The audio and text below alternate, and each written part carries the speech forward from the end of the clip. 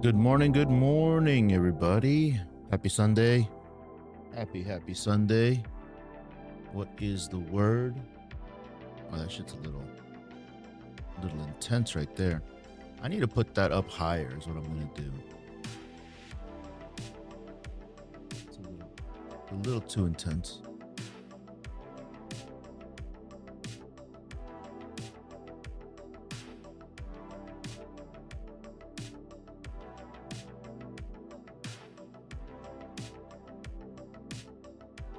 Good morning.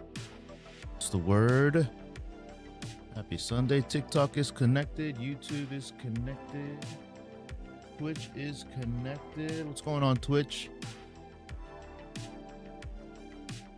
Okay.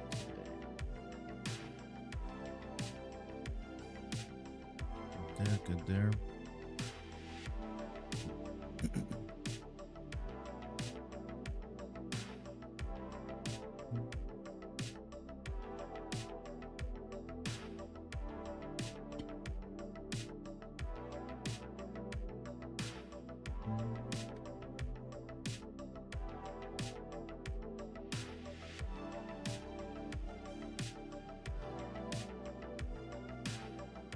Hey, I got my R50. Nice. What lens did you get? What have you been shooting with it? That's great.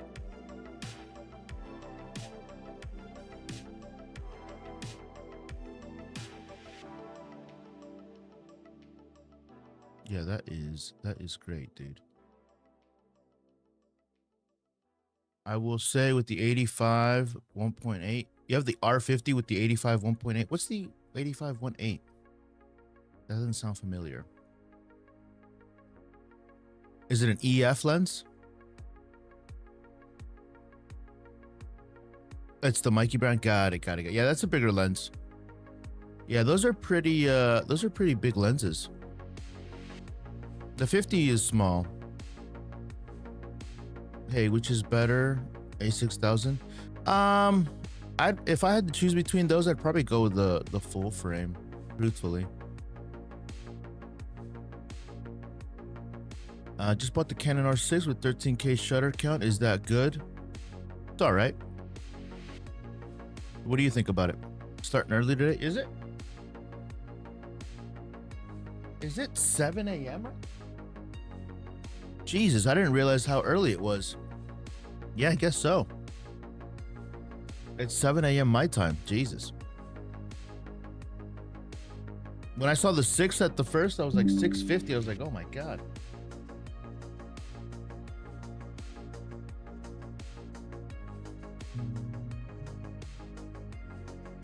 And it came with an adapter already, a Canon brand one, and I bought the separate.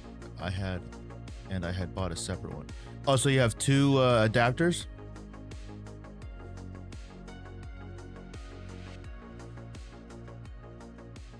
Can I pair the 50mm 1.8 RF only for travel only?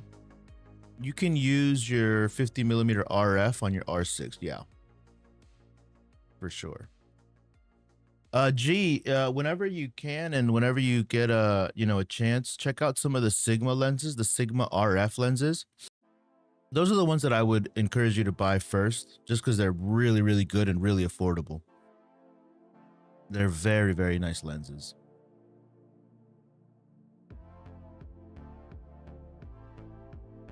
Yeah, very nice lenses.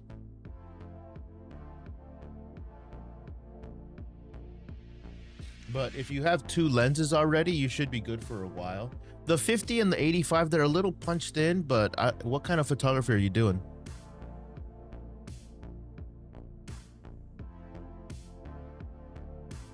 Oh, cool. I would return your, I mean, whatever.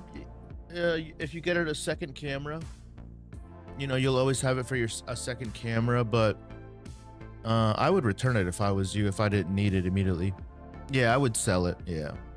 You're not going to get much for it, but what I would do is return it to get your money back. So that way you get 100% of what you bought it for.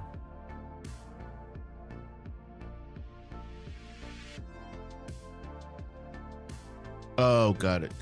I think you might be able to get it to return. Oh, but if you bought it as a bundle, yeah. Is your room dry, or do you place your gear somewhere to prevent fungi? No, I don't live in a very humid area. Like, I live in the state of Pennsylvania, Philadelphia, the city of Philadelphia. So it's not like a super overly humid place. It can get humid sometimes, but it's never like a crazy humidity. But I also have AC in my room. But I've had my gear out unprotected, like on the shelf for like years. Ooh, the 35 millimeters, nice. Yeah, sounds like you got a bunch of lenses, G. Good for you. Good for you. You deserve it. Are you happy with it? You said you're happy with it, right?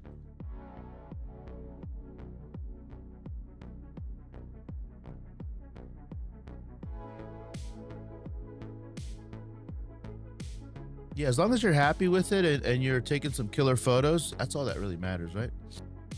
Think photo. Good morning. Good morning. I need to go get my allergy medicine before I start sniffling. Give me 1 second.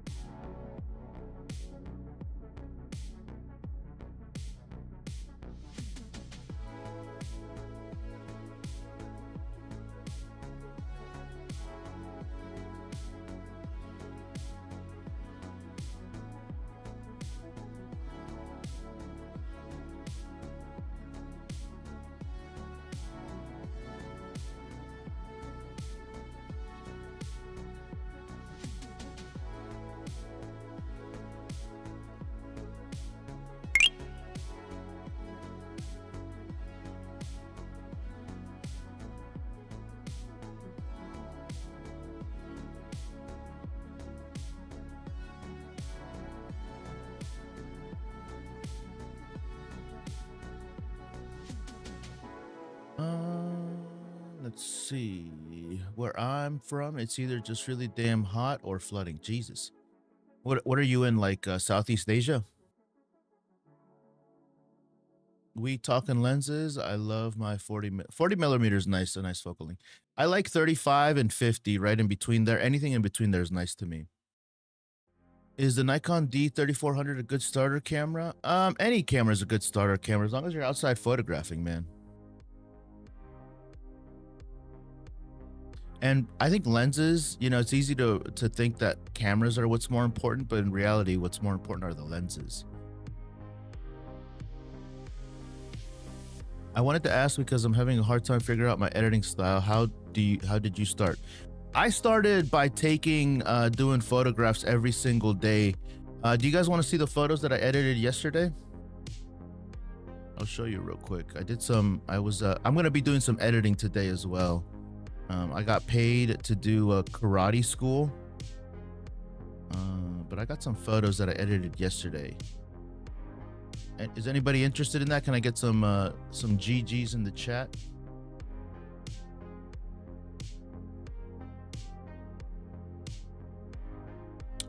Miss Bennett, what's up, Miss Bennett? How are you? Good morning. What's up, Jason? But to answer your question, G, the way that I found my style is really editing and taking photographs every single day. Yeah, let's see the pics. All right, cool. I gotcha. What lenses would you recommend? Brother. My camera body isn't really what I look for in a camera body. 70D. Let's see the pics. Yeah, so here's some photos that I did yesterday. I have a whole catalog, of course, but this is just at the beginning. They're in what is it called? Sequential order. I found this bird. Found this pigeon too. But I went to a skate park and I got some guys on a skate park, and they came out pretty cool. I got this guy to give me a portrait, and these guys are doing some cool tricks. This one's kind of cool.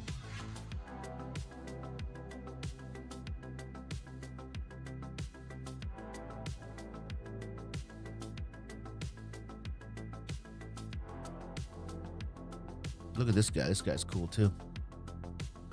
He's like, hiya.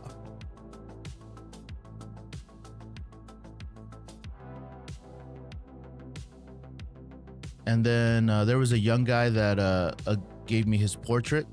He's coming up here in a second. It's a cool photo too.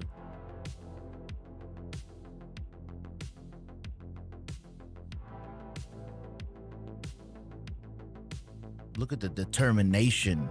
You know, when the person's sticking their tongue out, you know that they mean business, right? What kind of content? You from the USA? Yes. Do you think Canon R50 is good for beginner? Yeah, R50 is good. I'm using an R50 right now. I'm using an R50. This is an R8 right down here. And then I'm using a Canon R50 up here.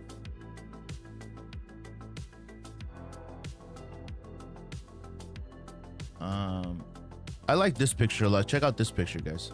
Have a nice day, asshole.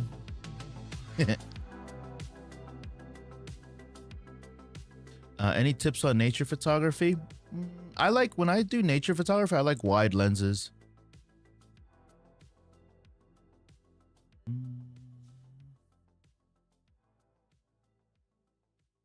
I like this picture. I wasn't really too 100% on it, but it ended up being okay. There's not a subject in the center, so it's kind of cool. This is the kid that gave me his portrait. He's smoking marijuanas, guys.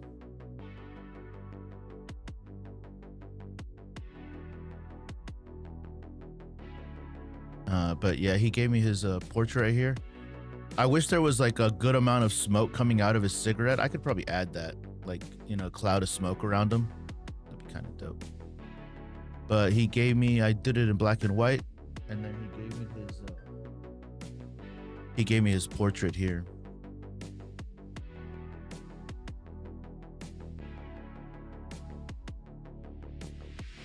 And then I walked around the city the other day and found there was a lot of graduates.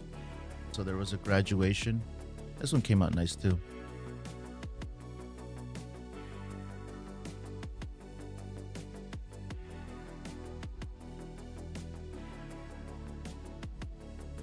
This is a cool skate park. I'll be back there again. That's a guy holding a pizza. That's a cowboy in the city.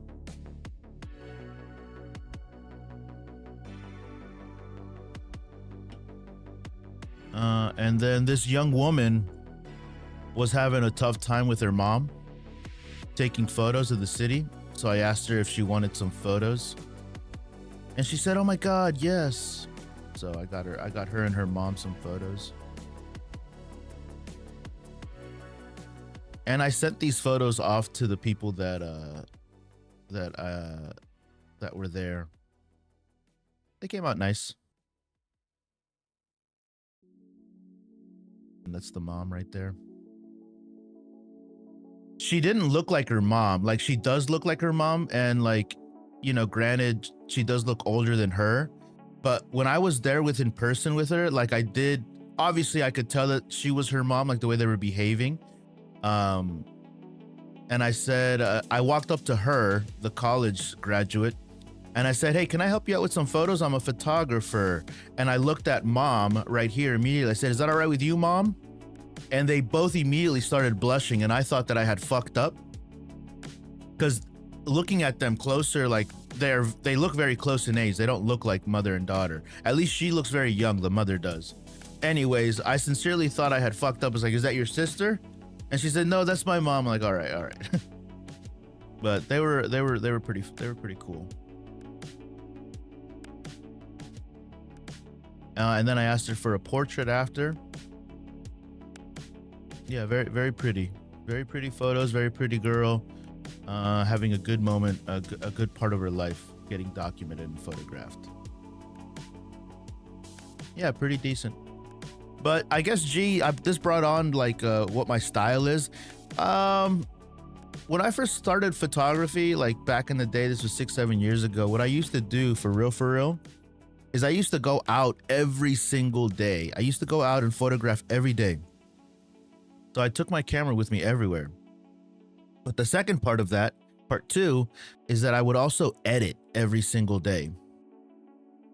Edit every day. And I did that for quite literally months, almost a year. Yeah, so that's kind of like how I do my stuff, is true to life. I don't want a lot of like, you know, crushing the blacks or like having like crazy greens or anything like that. So I want to I also want to have, this is as true to life as it can get. And actually I can show you my because I'm going to be editing today. If I go to that photo,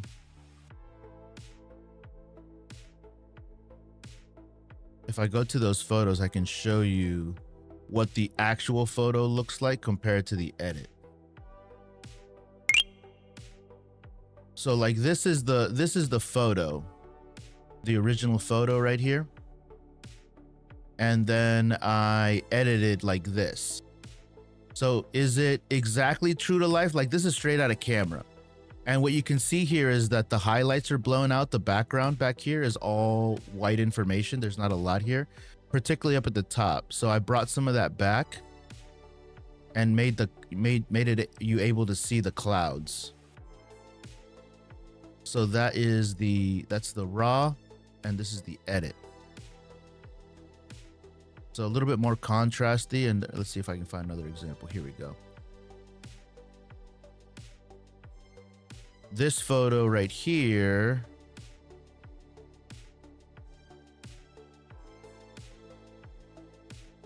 let's see, this is the raw, and then this is the edit right here. So again, from the raw, maybe if you pay attention to the blacks and the red, you'll see the biggest difference. But it's not a lot.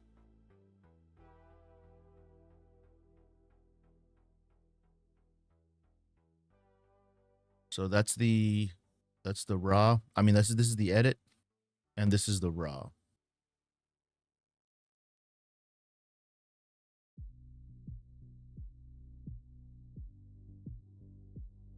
So again, I also like true to life, and granted, I could do a bunch of shit with it, but I also like true to life kind of stuff, enhancing what the colors are.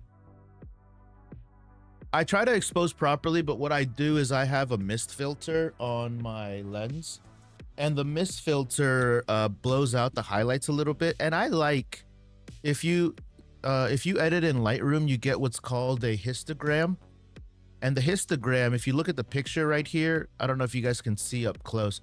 By the way, if you guys are on TikTok, you might see this screen a little bit smaller, but I'm also streaming on YouTube, and on YouTube you get to see a bigger image of what I'm talking about, like a full screen size. So if you're having difficulty seeing what I'm talking about here, feel free to jump over to YouTube. Make sure to say hi over there on YouTube, by the way, so I know that it's you. But what I wanted to show you here is, if you know how to read a histogram, you can see that there is some white right here in the corner. By the way, the histogram is up at the corner here. If you're on TikTok, it's this thing right here. And if you can read that histogram, you're like ahead of the game. Anyways, about that histogram, you can see that there is some overexposure on the whites. And in my edit, I brought it back a little bit.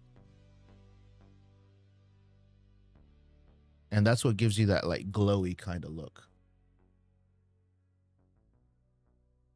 I want to ask if IBIS is important when I only take pictures of life. IBIS is important when you take pictures, yes.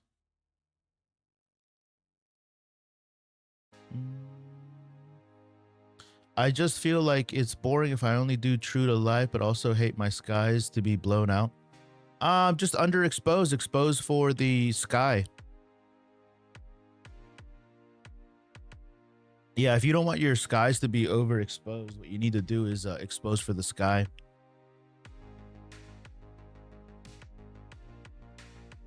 I try to expose the subject because I know that on my camera, I have enough dynamic range. The R50 doesn't have enough dynamic range that you probably want to expose for the skies. I'm using the R5 on this photo shoot here. How can I learn some edit styles such as that cinematic one? Which one is cinematic? These are just, I don't think any of these are cinematic. You just got to practice, man. I'm scared about doing paid shoots. Just do a couple. Do a couple free ones, do a couple paid ones. It's not as scary as you think. Not as scary as you think. You'll be all right. Hey, Kitty. Good morning, Kitty. Yeah, good morning. Good morning, Kitty.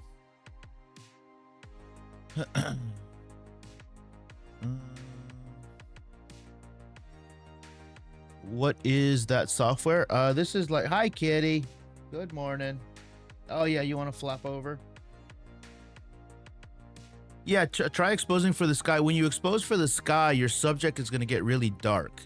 So here's what I would do is, do you guys ever do still life photography? Like, one thing that I tell people that are just getting started, and I say this to everybody, man, again, photographing every single day and editing every single day, you're going to really, after doing that for 30 days straight, dude, you're going to be so good at fucking photography, it's going to be crazy. But why I say that is, like, you really want to understand what the light does to your camera sensor. And like what the light looks like coming through your lenses. And you only do that by getting the reps in and like, what's up, Chase? Doing all of that stuff as often as you can.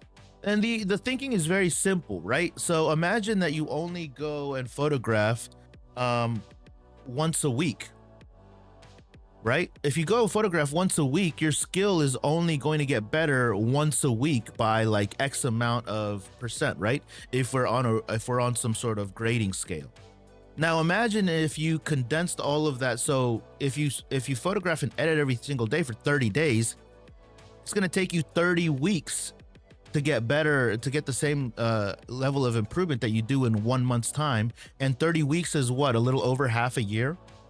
So no, go hard. I call those sprints. So it doesn't mean that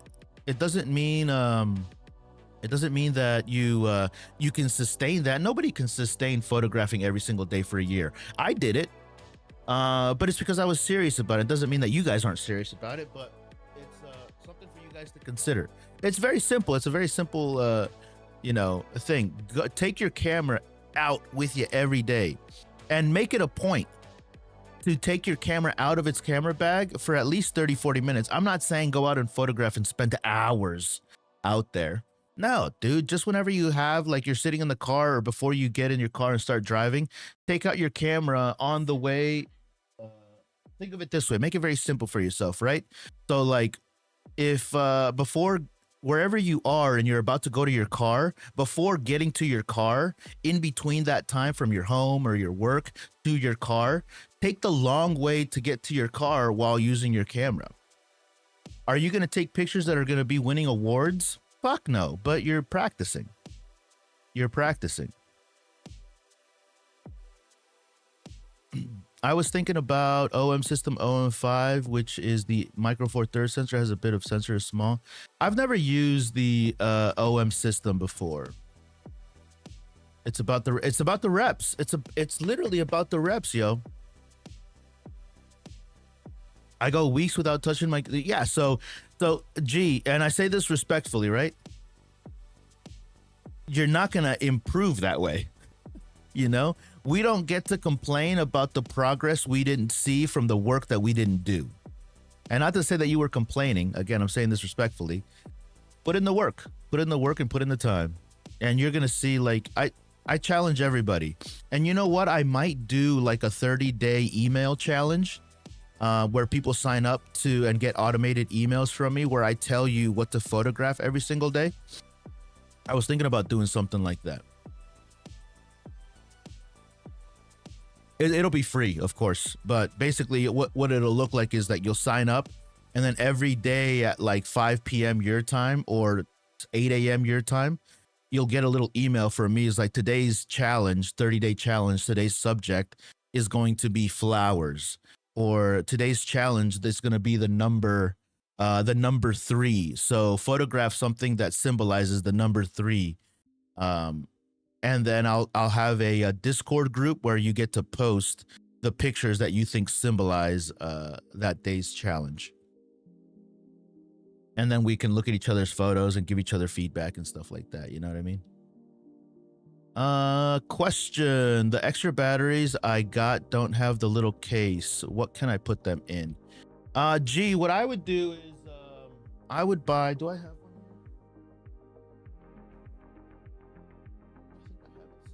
here? Oh yeah, it looks like this. This is what I use. This is a carrying case for those batteries. And this is a carrying case and also a charging case. So I have one that's in the camera, and then whenever it's dead, I take it out and swap these out. And then this just goes in my bag. This is linked in my bio. You can find it on Amazon. It's where I have it. By the way, does everybody here know how to get to my storefront? I'll show you real quick. If you're on TikTok, the way that you get to my storefront is by hitting my profile picture, and I have a link in bio. And the link in bio will lead you to this, and then I have a little Amazon symbol here. And this is all of the gear that I recommend, all of the cameras. I own all of this stuff, 95% of this stuff. All the cameras, all the lenses, all the accessories, all the filters that I use, all my streaming gear, everything. Lens filters and accessories. Do I have that product on here? I think I should. Where would it be? Media storage. I'll find it right now.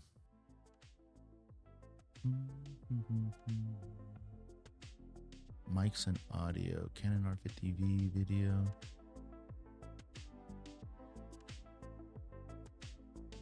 Lens filters and accessories. I think I'll put it in here. Lens filters and accessories duplicate. This one was called the Lano battery holder. And the one that I got is for the, not the NP batteries. Oh, was it these ones? Nope, that's for Fuji. I have one for all of my battery cases. Oh, look, they have fun colors now. That's nice. Do they have a fun color for the RF one? Oh, look, they have blue. I totally would have got a fun color if they had them back then. They also have ones that are that have battery. They serve as a battery brick. So anyways, that's what I use. LPE6. I'll use these ones. Yeah, this is for the bigger Canon, but you just need to find the one that's for your batteries. Lens filters and accessories. I want to find the other one too. The one that I'm actually talking about. What are these called anyways? LPE17. LPE17.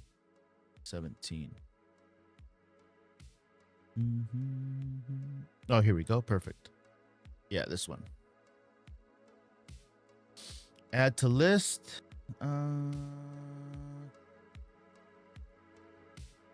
What was that list called again? I already forgot. Lens filters and accessories. I took my film camera every day for 2 months and loved it. Hell yeah. Film does cost a loss. Never mind. 100%, dude. 100%. Is that Lightroom? Yeah, I was using Lightroom. Using editing in Lightroom.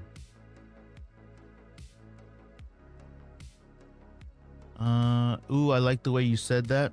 What about drones? What about drones, buddy? I use rugged battery pouch from B&H. Yeah. Thank you. You're welcome. Try cars too. Still life, many materials. Yeah, still life is great, dude.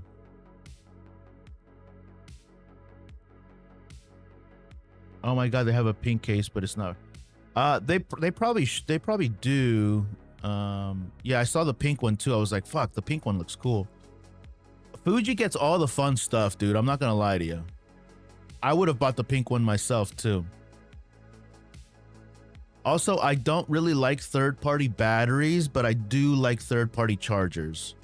Third-party chargers are okay. Third-party batteries, I don't really trust them.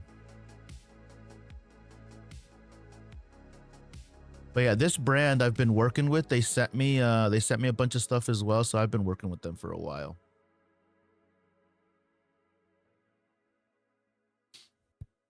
But yeah, these photos. Also, by the way, I did this photo shoot. I was out there live. Hey, good morning, YouTube.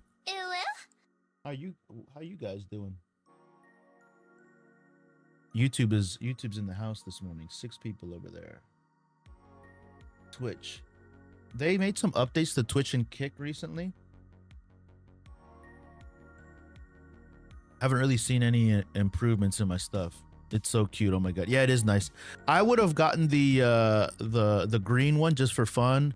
The blue one, the pink. I would have gotten the pink one too, if it was an option. When it comes to camera gear, everything's black.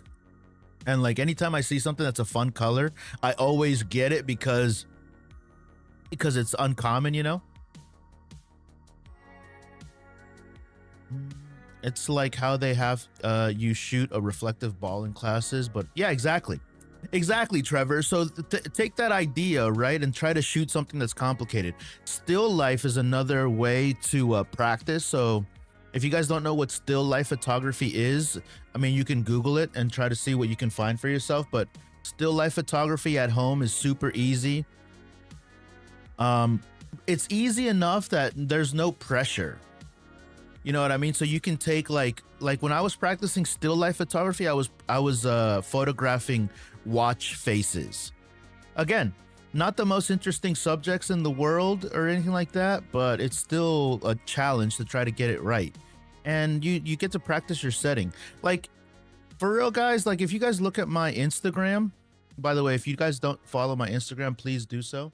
After I get TikTok to 10,000, I'm going to be focusing on my Instagram account to try to grow that a little bit. But if you guys go to my Instagram account, there is nothing particularly special about my photographs.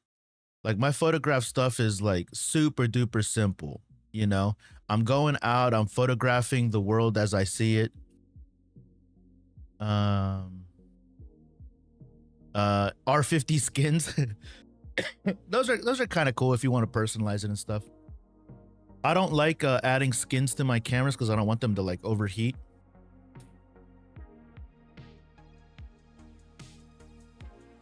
For your R50, unless you're going to be shooting for like 8 hours continuous, 2 to 3 batteries is fine. You don't need any more than that. Have you seen the new Brevity Jumper Max? Have any thoughts on it? I have a Brevity jumper bag. I don't know if it's the Max though. I like the Brevity bag. I use it as my everyday carry.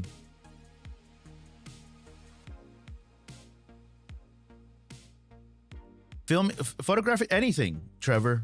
Yeah, photograph anything you want. Photograph anything anything that interests you, you know?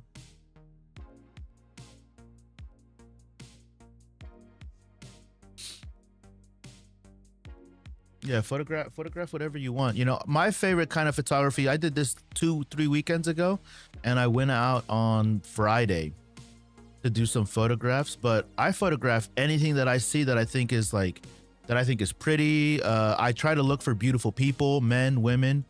I don't photograph children, flowers, dogs.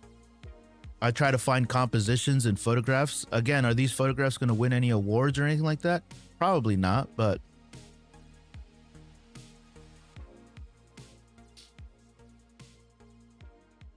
my sister was like, "You're not getting a pink." Why not? I would.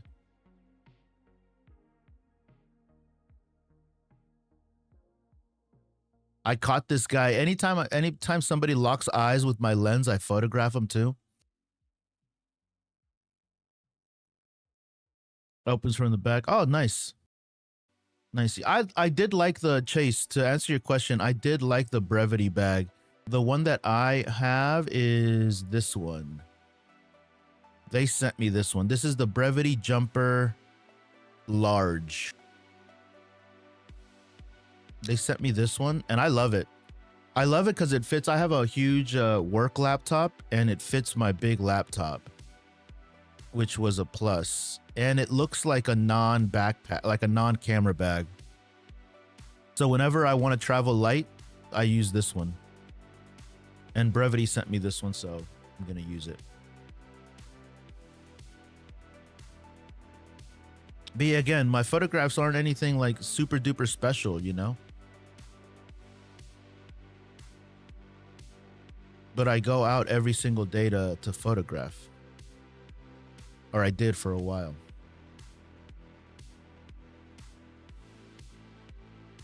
A lot of pictures of my cats.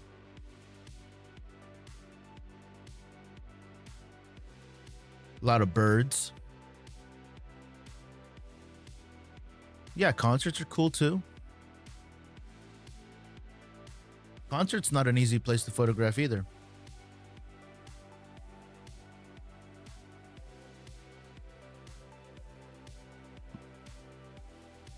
I'm not going to be doing any ratings today, G.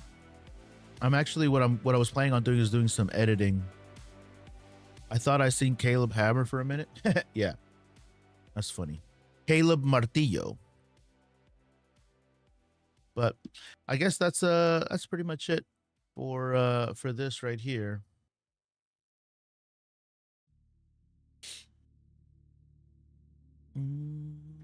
What I was planning on doing today was editing some work that I need to get out.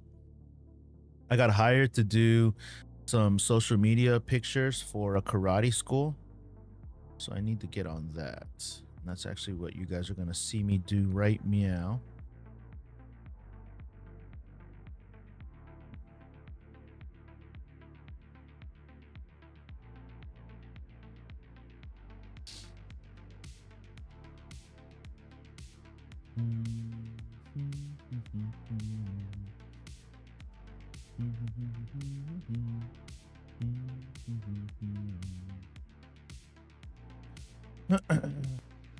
Yeah, I need to get the. I want to see if I can deliver this.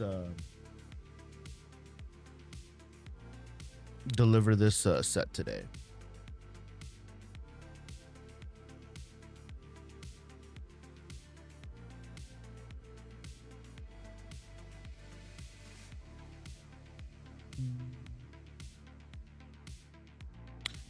Do you like auto white balance or Kelvin? Depends on the scene. Depends on the scene for sure. Sometimes I do Kelvin though.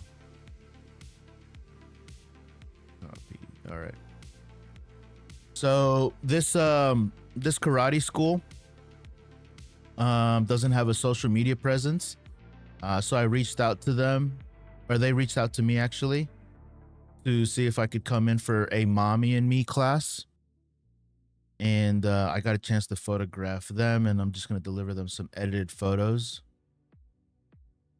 of the teachers interacting with the kids and edit it for social media so that they can post some content on their site. Valerie Visions, what's up? How are you? How's your trip?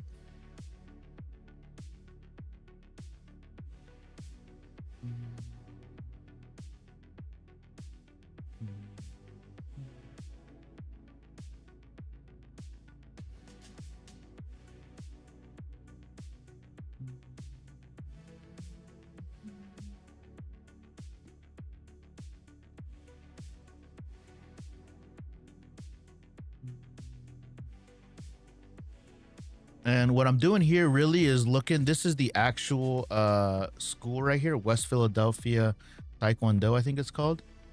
So some of these photos are kind of cool that you can see the logo of the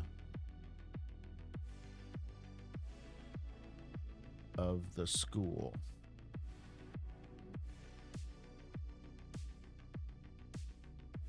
And they can use this for like social media and stuff.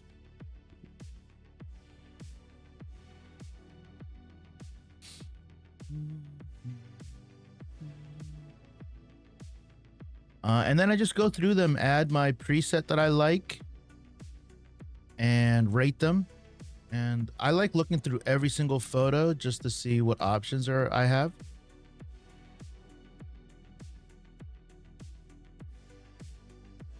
And I add the 4x5 so that this is ready for Instagram and they can just post it.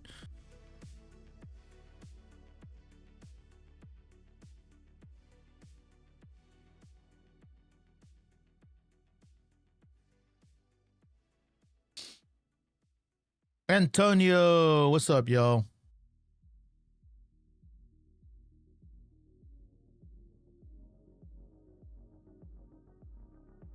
Frith Dan Photography, good morning. Good morning, buddy. By the way, on TikTok, where's everybody from?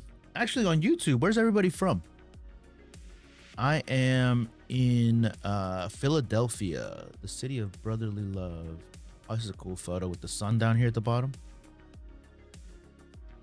Just tired. What you tired from, man? It's 7:30. It's time to wake up. Time to get up, buddy. Washington State or Washington, D.C.? My sister was born in Washington State, right outside of Seattle. Been working hard. Good for you, man. Good for you. You're young. You got more time. You got more work in you, man.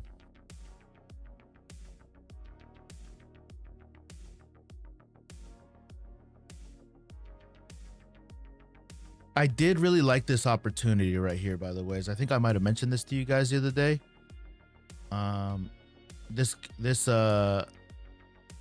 This guy, he is a attorney, the owner of this school. He's an attorney, and he's trying to give back to his community. He opened up a karate school, taekwondo school, to keep kids off the, to give kids somewhere to go after school. Washington State, dope. Oh, damn. So what time is it over there? Probably like 5 in the fucking morning over there, right, Chase? Oh, man. I got on at like 6:30. I didn't even realize it. A little bit past 6:30, I should say. 4:30, damn. Did you wake up or have you not gone to sleep yet?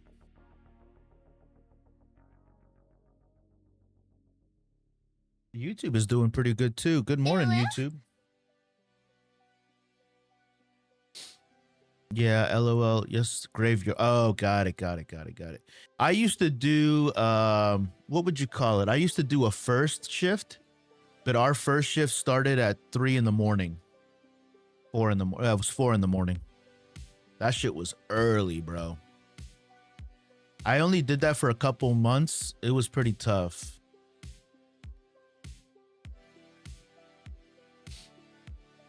He was getting a Fujifilm. Hey, was getting a Fujifilm XS20 with a Sigma 18-50. Just a 19-year-old trying to get good at photos, videos of my partner. That sounds like a good combo. I like that Sigma lens, and that Fuji's nice. All Fujis are pretty nice.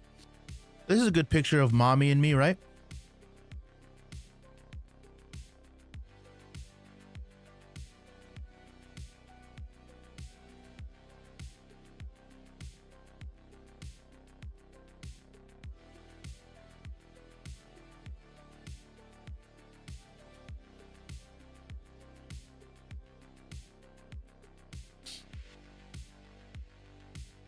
A little overexposed, a little bit. We'll do that.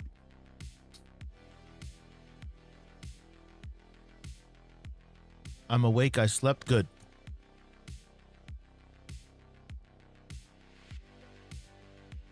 So I took a lot of photos of like the instructors' faces, and then I switched around to get faces of the participants. That's a good photo too, actually.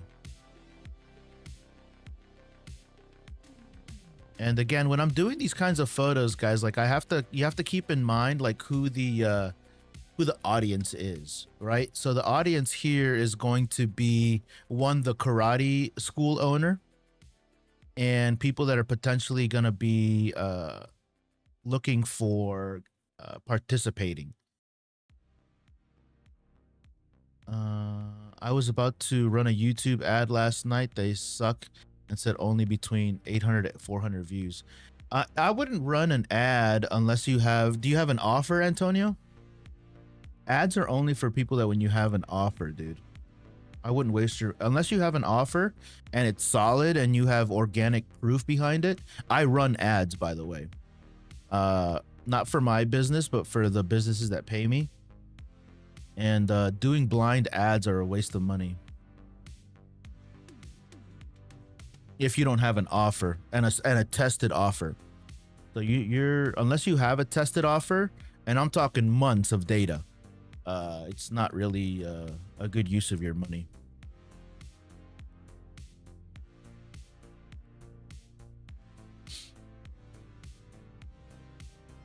I would continue making organic content around it, and then once you have social proof, organic social proof, then I would run ads on them.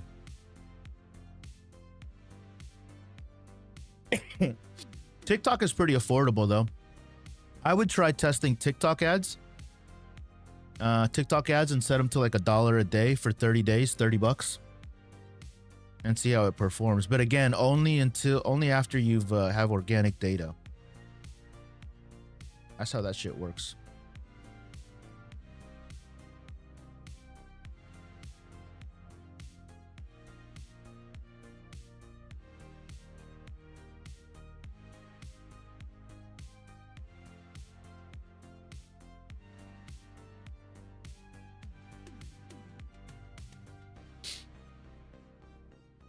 Yeah, I get like 5K organically on my highest performing. 5K in what? In a day? And where is this data out of? Is it off of TikTok, or is it off of Instagram, or is it off of YouTube?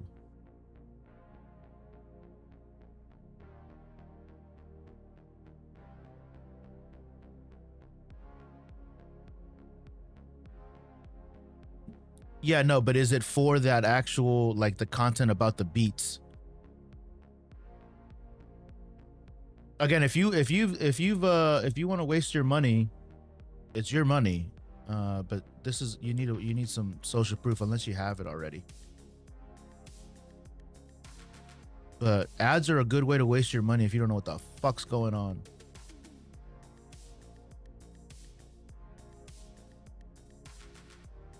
But I got no problem letting you spend your money, man. That's not, I don't try to save people money, man. You just got to spend it wisely.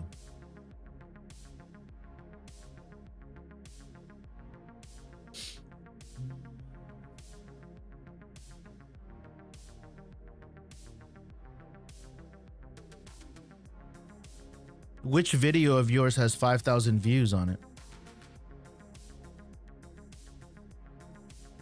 In a month.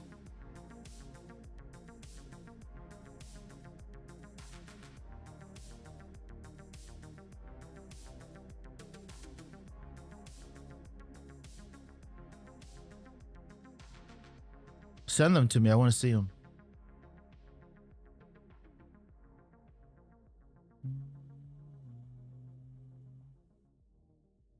Create a virtual copy. Dun, dun, dun, dun.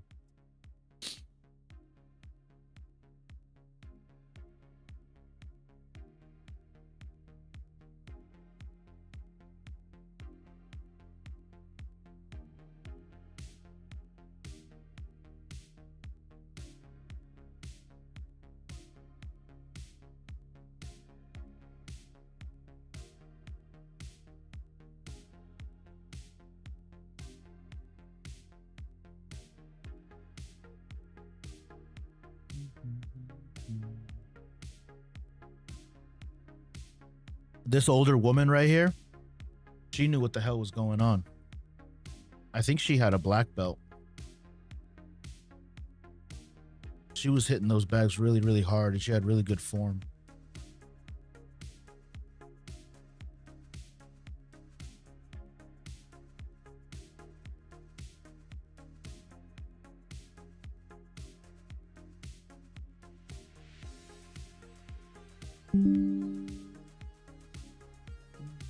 Oh, I got it.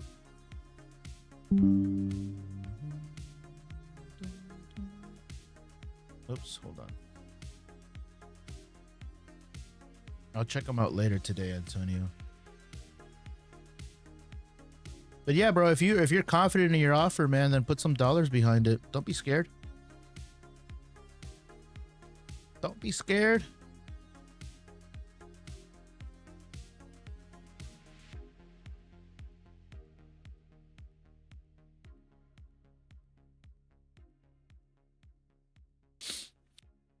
So they ended up getting views and then they stopped. Yeah, I mean, that's fine. I mean, you just gotta have what's it called? Define KPIs, bro. Once you define your KPIs and they've met your metrics and you're willing to put dollars behind it, then go ahead. The idea that you should be thinking about when you're running your own ads is like, if I put $20 into this, how much ROI am I gonna get back? So if I get $20 and I put $20 into this and I need to at least make $20 back. But if you put in $20 and you get $100 back, is that KPI worth it to you? I'm sorry, that ROI worth it to you, or do you need like 1,000? You know what I mean? If you put in $20 and get zero, then you just wasted $20. So what is your actual conversion on that 5,000 views that you got? What was your conversion rate? How many beats did you sell?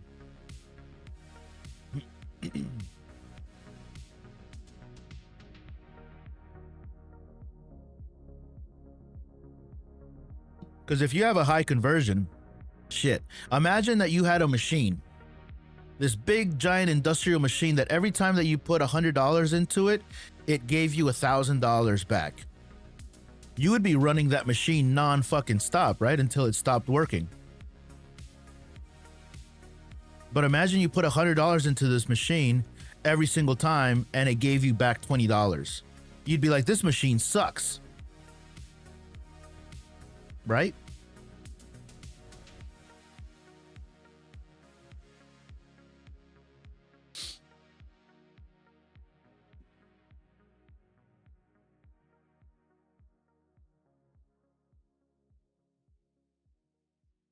And it's okay to not know what you don't know, man.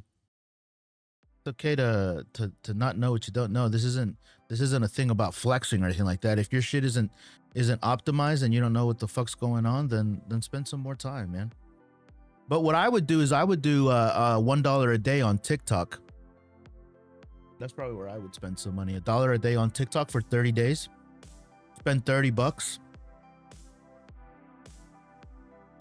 and get 30 days worth of data. That's worth the investment.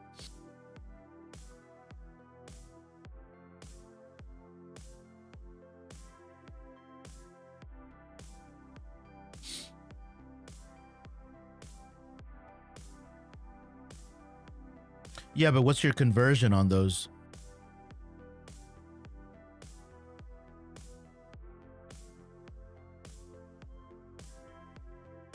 By the way, these are very, very simple questions, man. If you don't know them off the top of your head to rattle them off, then you haven't done the groundwork yet. And if you haven't done the groundwork, you're just going to be wasting your money. But it's your money, right? Again, I digress. I'm not one to discourage you from spending your own money.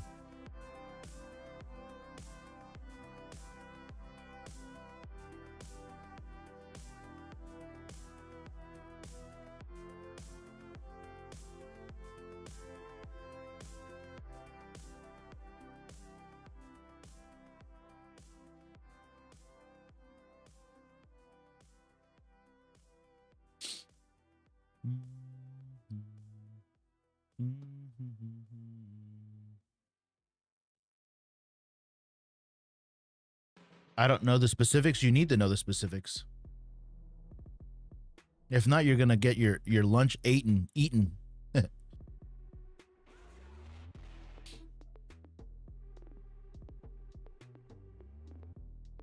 For my niche, ads are a waste. Your ads are your niche is not a waste of money.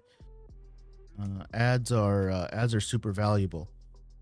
What is a better thing to say is that you haven't found the ads that work for you just yet.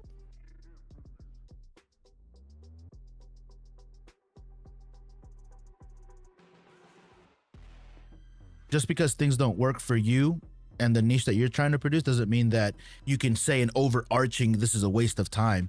You just haven't cracked the code yet, man. Again, take this as constructive criticism, man. I'm not criticizing you and your work. That's not the point. You just haven't cracked the code yet, man, and that's okay. It takes a while, dude. It takes a while, dude. The people that I work for to do their ads, dude, they spend upwards of $1,000 a day, bro. $1,000 a day in ads. And managing those accounts at $1,000 a day, dude, you have to know what the fuck's going on, bro. You know what I mean? 1,000 a day, Antonio. But we didn't start at 1,000 a day. We started at $10 a day. Then we got it up to $15 a day. And then once we found it, we went to $50 a day. And then after that, we just slowly scaled up and up and up. Yeah, if you don't know shit about ads, dude, that's a good way to lose your money, man. Ads are expensive and they take a long time. People get paid full salaries to manage people's ads, man. Ask me how I know. Is the SWVA shop? What's up, buddy? Good morning. Good morning. Is the A7C2 good? I do mostly reviews and vlogs. Any better options? A7C2 is good, pretty good, bro. Is that what you have currently?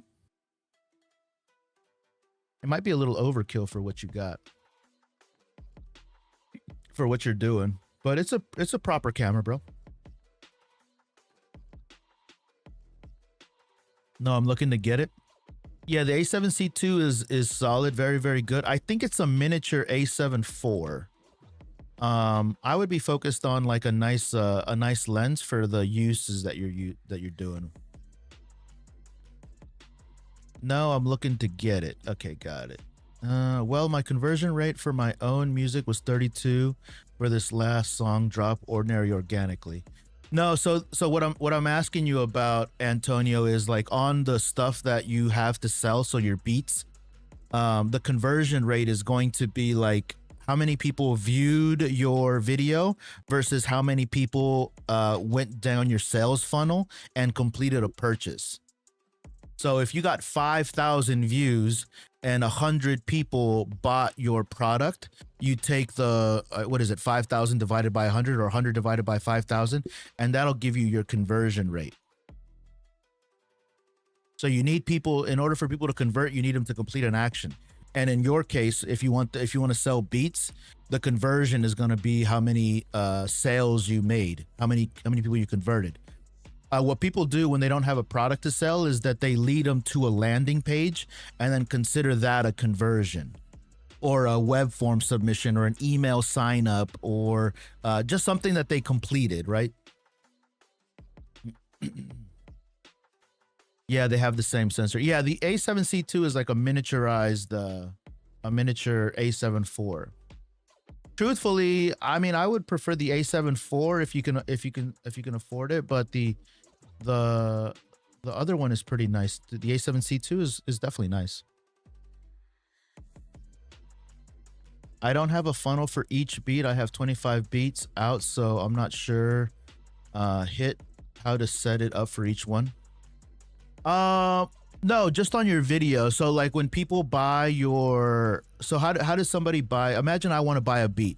How do I go to your website to purchase a beat? Do I buy a pack or do I buy an individual one?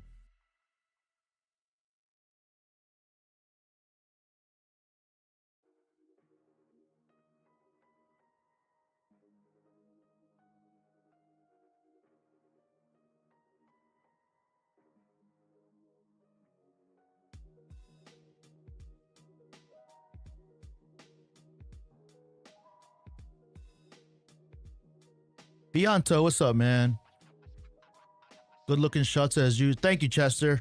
This is a paid shoot that I did last Saturday for a Taekwondo school in Philadelphia. They hired me to do some social media photos to promote their school. If you go to their social media page, you'll see that it's pretty barren. So they don't have any content, and they also paid me to do videos for them. So on this shoot, I was there for like 3 hours, captured a bunch of photos, almost 1,700 photos, and a bunch of videos. So I'm going to be editing photos and editing videos today and delivering. I charged them my day rate for this. That's $800, so $800, easy peasy. I had Hustlers University. Cool name. I had just bought the A7 IV. Am I dumb for not waiting for the A7R6? No, they're completely different cameras, bro. A7 V is nice. XT5 best camera in the $1,000 to $2,000 range. I don't know. It might be. So it's an individual link. I'll either post on YouTube video link or sometimes the marketplace. Yeah, so from that video, so you have a tracking number, right? You have what's called a UTM code or a link that's attributed to that video, I hope. And then you look at how many link clicks you got from that UTM code or that attributed link. And you can get UTM codes. I forget how to set them up. I have mine already set up. But you can use bit.ly, like link shorteners. And also the back end of your website should have where people are coming from.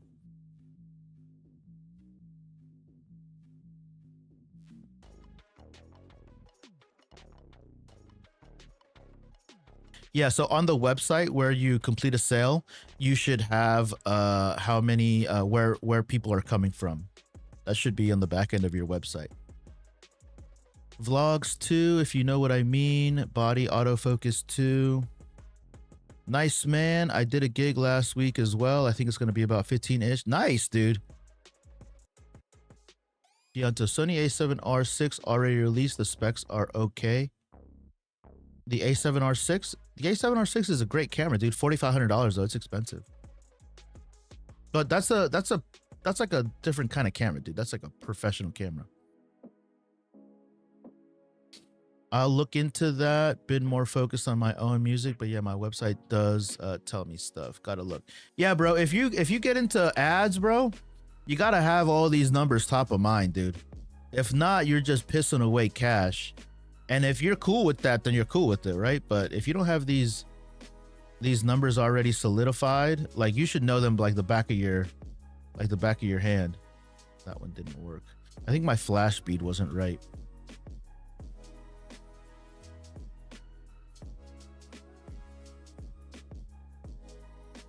Because if you're just doing shit, then you're just doing shit. And that's okay too if you're just testing stuff. But ads are expensive, man. Like I said, I'm not joking when I tell you, like, they are serious business, dude. It's a good way to lose all your fucking money. I had 94 clicks on my pre-save link. Nice. 32 people pre-saved the song. 21 did a lifetime pre-save. Should I consider running an ad?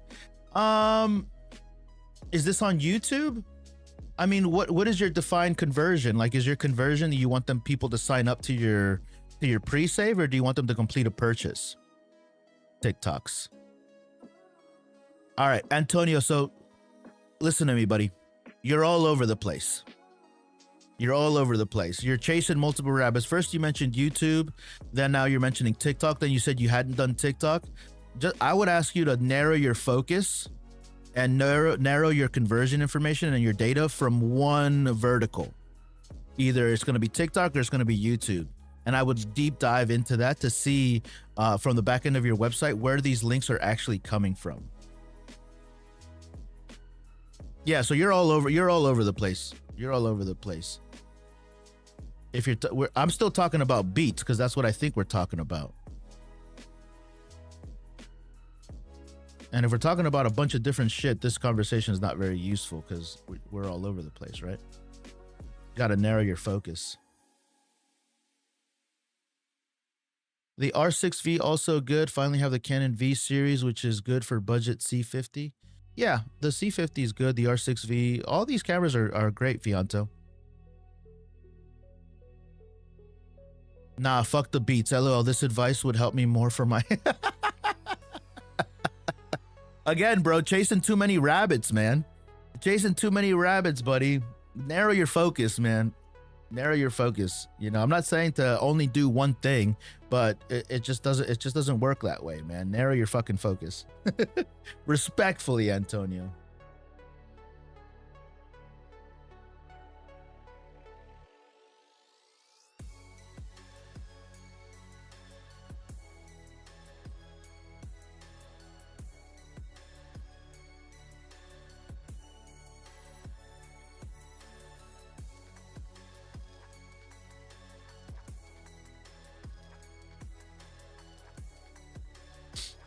Just define your conversions, man. That's the first thing that I would be doing and just use AI, man. Use AI and ask it like, hey, how should I be looking at my conversions for this specific business? And I'm not saying trust AI fully, like wholeheartedly, but at least start to get generating some ideas, you know, so that you guys are like, you know, define your KPIs, define your conversions, and then start measuring them over the course of weeks, months, quarters of years, and then years.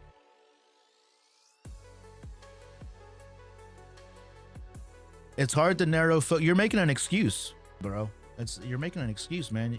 You want to make money, or you just want to be artsy fartsy? If you want to be artsy fartsy, then fuck the metrics, dude. Just have fun.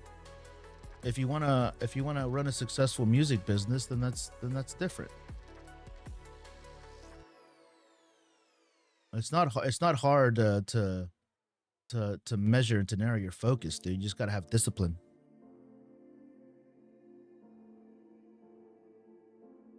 LOL, you make money and are artsy. I'm definitely not fucking artsy, dude. I try to find something that makes money. That's what I do, and then I charge a lot for it. I charge a good amount of money for it. That's it. But also, I provide a service.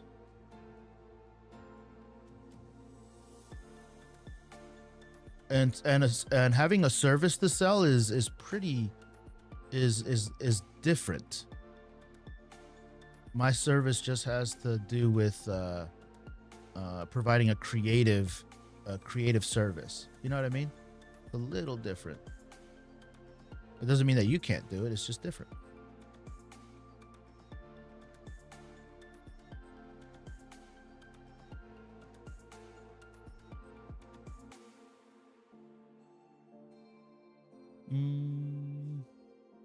People should be able to make money and have a hobby. This is America, man. People shouldn't have to do anything. You have to earn your shit, man. You have to earn your keep.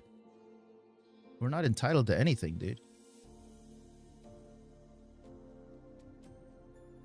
You have to earn your worth.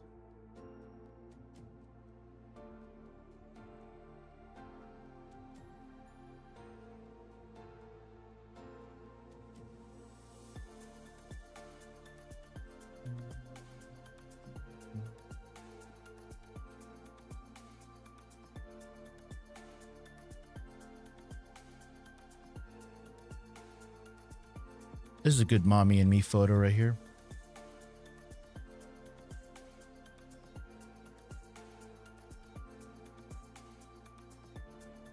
America does not suck, dude. I fucking love this country, man. There's no other country in the world where we'd be able to do what we do, buddy.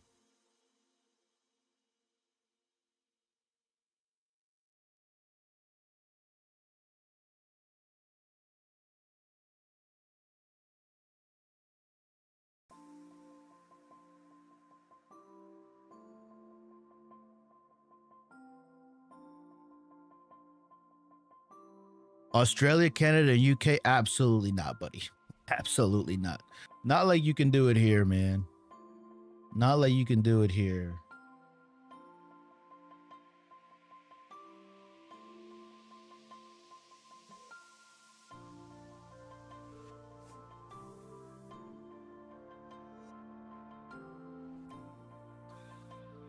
And the grass is always greener on the other side, man. Grass is always greener on the other side. I'd rather have the opportunities that are given here than anywhere else, man. That's just the way that it is, buddy.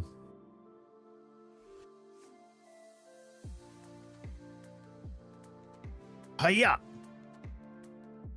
Miss Bennett, what's up, Miss Bennett? How are you?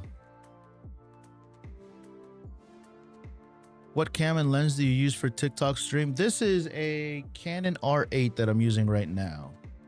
The lens is a 24 millimeter.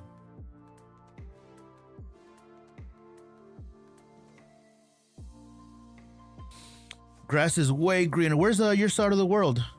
But I love Americans. Yeah. Yeah, man. Opportunities are abundant here, man.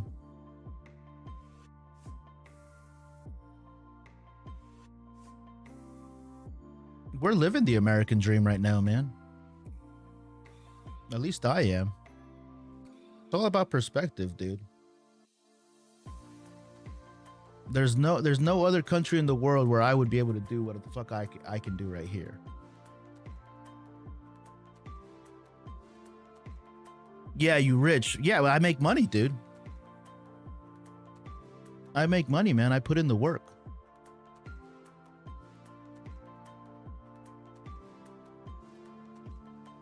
Gotta put in the work, man. He's not gonna like this picture. This is the guy right here. This guy right here. He's the attorney that hired me. He owns this dojo right here. What he does for his work is that he does not criminal justice. So he represents the wrongfully incarcerated.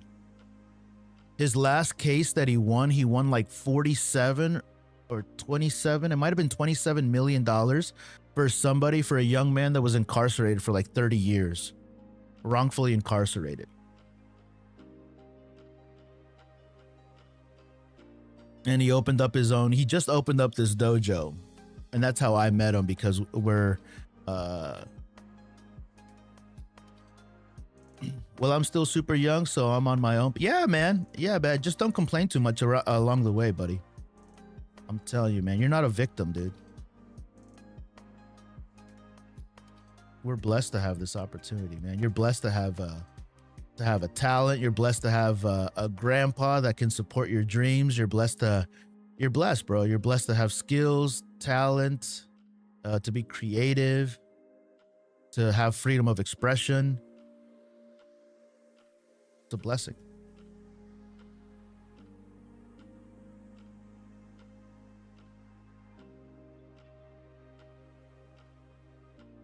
Yeah, I'm 35 now, and I started to make, so I used to tell this to everybody.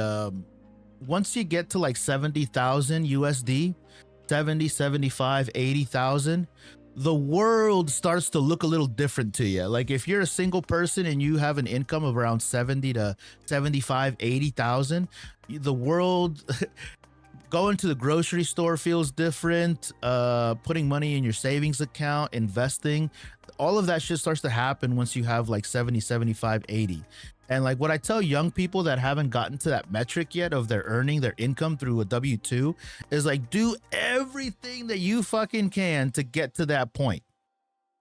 Do everything that you can. Learn the skills, put in the work, do the extra hours, do overtime, get to that point of 70, 85K right there. And once you do that, I hit that when I was 27, 28. And then once I hit that mark right there, that's when I started saving, learning and investing in my own education, buying courses on how to edit, how to do video. I started buying cameras. That's really when it started to like kind of like compound on itself, dude. So, but that would be my first goal that I would tell to anybody that's still young. I'm like, dude, fucking scratch, claw, fight, do everything that you can in your power to get to 70 to 85K a year. Everything, dude. And if that's not your goal to like have that kind of income, then that's not your goal, dude. But you don't get to complain about the shit that you don't have because of the work that you didn't do, dude. You just don't. It's not fair. Fucking right, it's not fair, dude.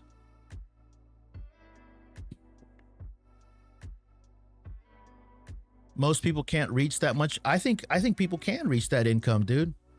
I think people have made bad decisions and now they're trapped by those decisions that they made when they were young. You know what I mean? It's not to say that people that made bad decisions when they were younger can't escape those or can't, like, you know, get to a different point. I know, like, if I don't have a wife and I don't have kids, right? So my income and my situation is very, very different than other people's, right? If somebody my same age was making 80K and had like kids to support and a wife, that either means that if I was 28 and I started making that money and they have 8-year-old kids, that means that they started fucking having babies when they were 20 years old. That's on them, dude. Their pull-out game was weak. They didn't have the mind for the mindset to like not be partying and fucking bitches and, like, you know, drinking and drugging and doing all that shit. You made those decisions, man. I didn't make those decisions. Forgive me. I did make some of those decisions. I made mistakes.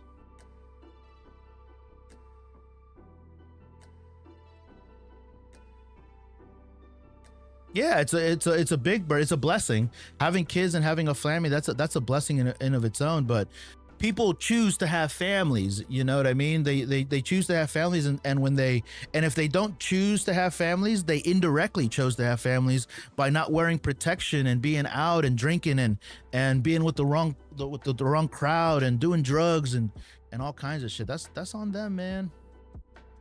That's on them. But getting out of that victim mentality is also a bit of a journey. If you're stuck in that victim mentality, bro, you've already lost, man. You already fucking lost the plot, dude. Bro, do you rate photos? I don't really rate photos. I do review portfolios for channel members on YouTube, though.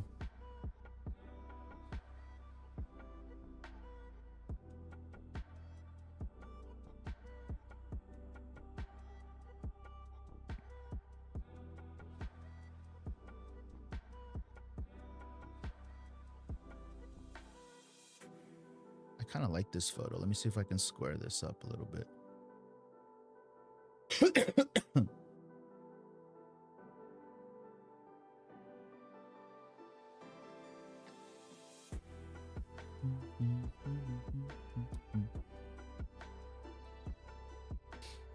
Yikes. Yeah, if more folks didn't have kids, it would make them, well, if you planned it out, you know, if you planned it out. You know, I always, I kind of make this joke, and don't take this the wrong way, but like a lot of people that I know that are well off are usually gays and lesbians, either two parents, two fathers and two mothers. And the reason why I think that they're usually rich and have kids is because they didn't have any accidents.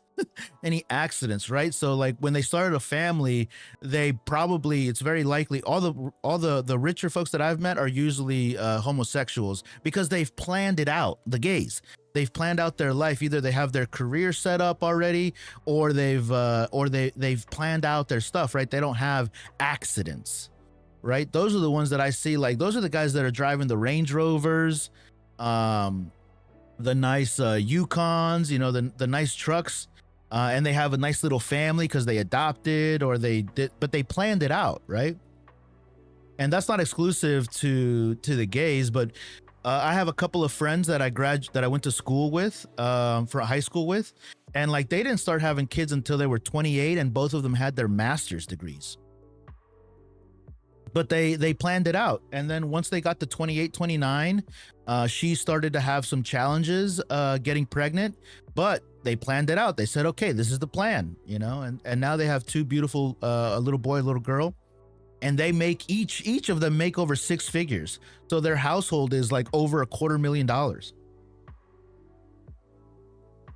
They're set, dude. Yeah, they're fucking set, dude. Yeah, they're fucking set, dude.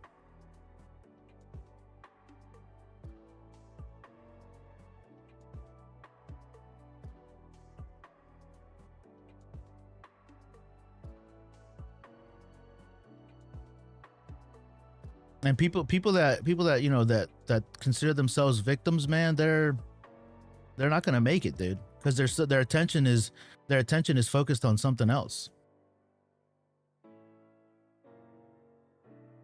If you consider if you constantly think of yourself as a victim, that's the abundance and scarcity mindset at its fullest, dude. I can never reach my potential because people don't treat me as an equal. Your thinking is already fucked up, man.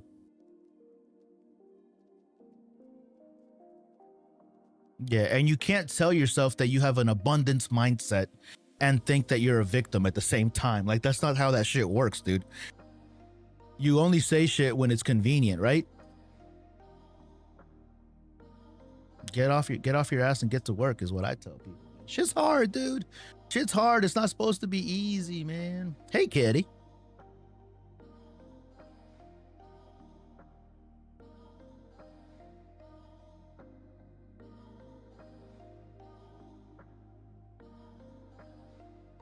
How you doing, kitties?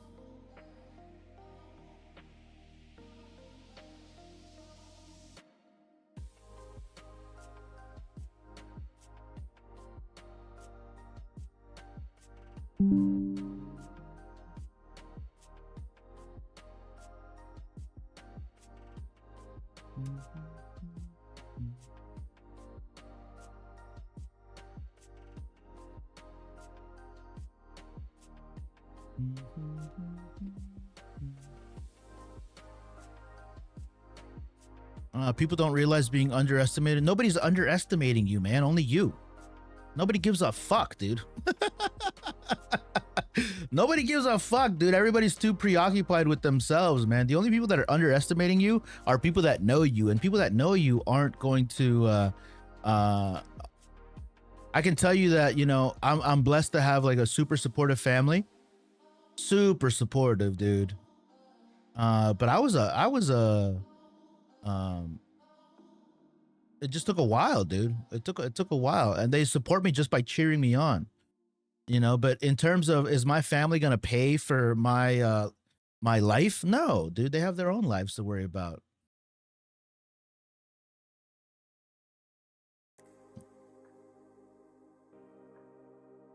Yeah, nobody's looking at you. Nobody cares about you as much as you think that they do.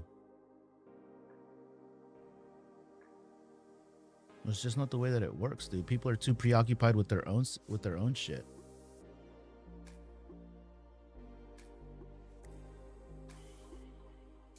Nobody's holding you back, Antonio.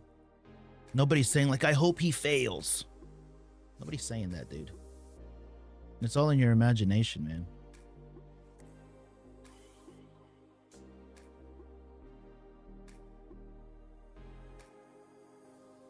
That's what is it called? The spotlight effect or spotlight syndrome, where you think that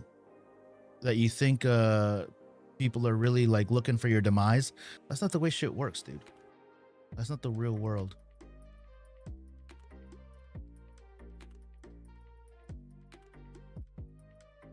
People got their own shit to worry about.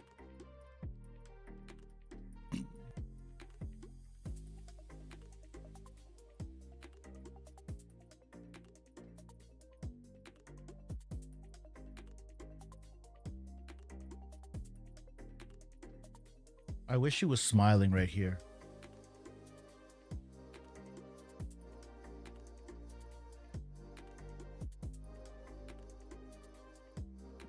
We'll see if we can find a better one.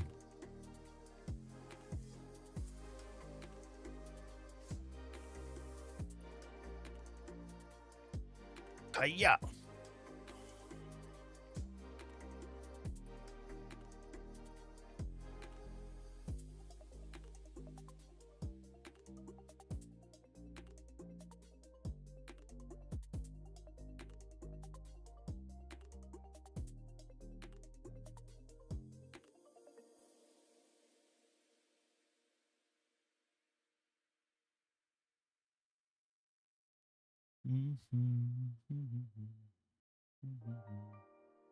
Valerie Visions, how's your trip going?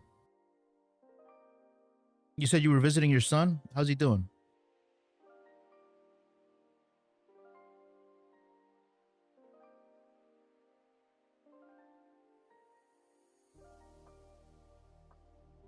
Parker, what's up, Parker? How you doing, broski?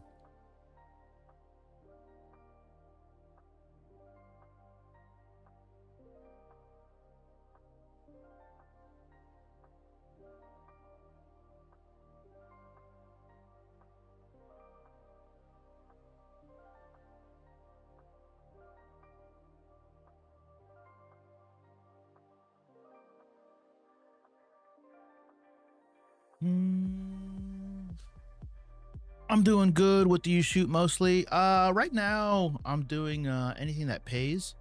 What you see me editing right now is I did a photo shoot for this karate taekwondo school. They needed some social media stuff, so that's what I'm editing right now. But I guess if I had to define what I shoot, social media content for businesses. So that could be like, you know, restaurants, that could be karate schools, academies like this. I do some paid creative stuff. They don't come around that often. Also, they don't pay as much as I'd like them to. So I like to work with businesses, but doing creative projects is pretty fun. I just don't do them as often as I'd like. And they also, like I said, they don't pay as much as I'd like them to. The trip's going well. My son's doing great. Good. Good.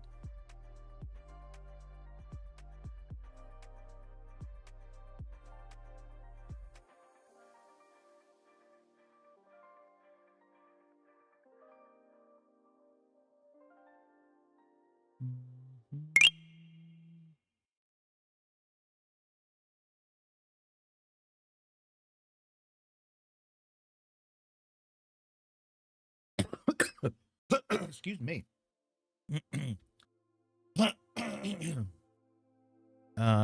Gotcha. I mainly do sports, but I dabble in portraits, weddings. Yeah, I like portraits. I've done a couple weddings. Sports. I did some sports photography, some soccer, organized soccer, earlier this year. It was pretty dope. I learned a lot. But yeah, that's a good photo. Yeah, my flash was fucked up on this, dude. Today I've been doing car photography the whole day. I also got a bunch of clients. Nice. Clients are only clients until they pay you. Have they paid you?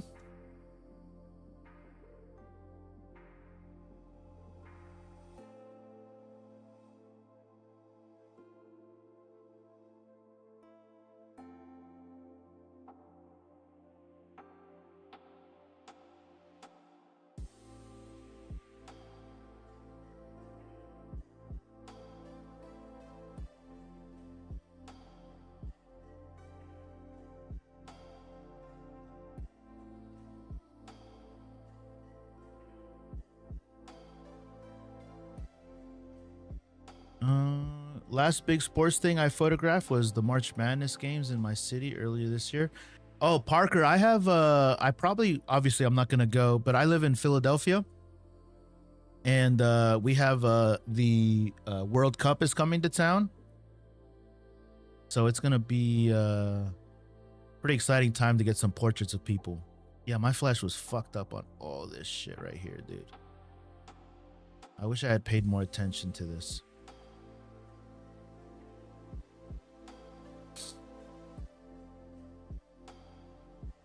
Because my flash settings are fucked.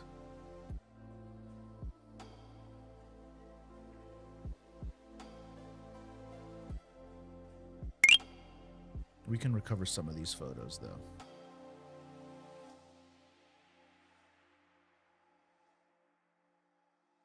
Yeah, it's gonna be a wild time for sure. And so I'm asking once for free. Yeah, if you're doing free work, those aren't clients, dude. You can turn them into clients though.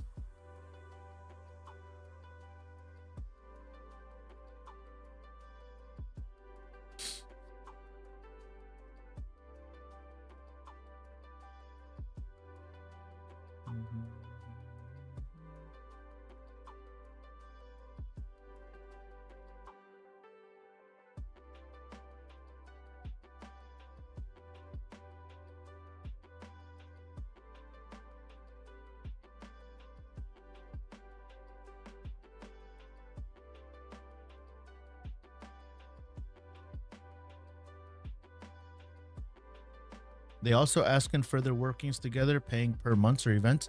Yeah, get them signed, man. Get them signed.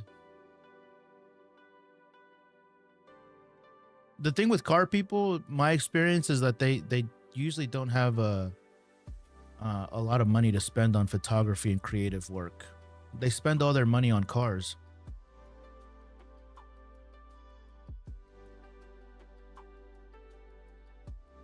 Do you focus on one skill, photo or video as well? Both.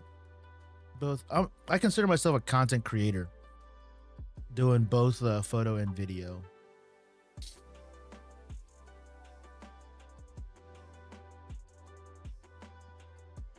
That's what I would call myself.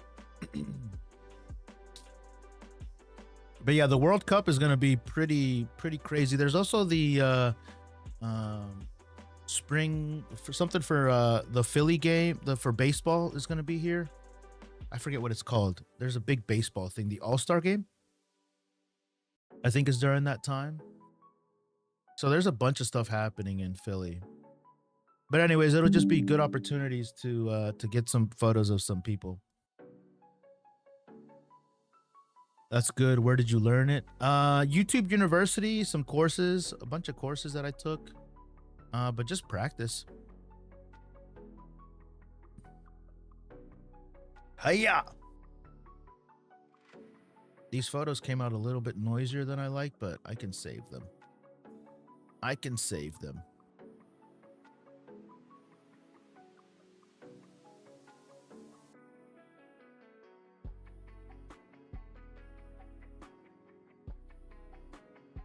Right now I'm just doing some editing on them to try to get Hiya! He was having a good time with this one.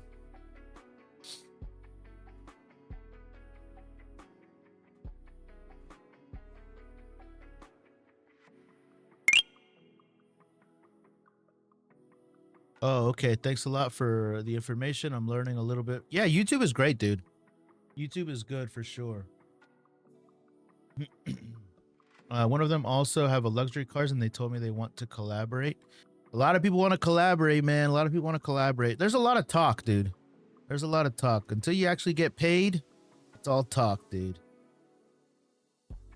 It doesn't mean that you shouldn't pursue them, though. There's opportunities everywhere, man.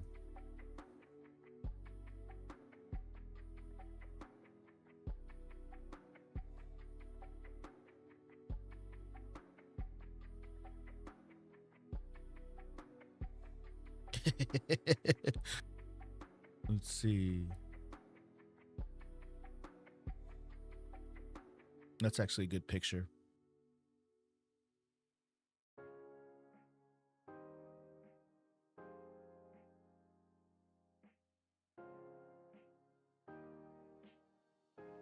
I need to work on my flash skills. I need to spend more time with it.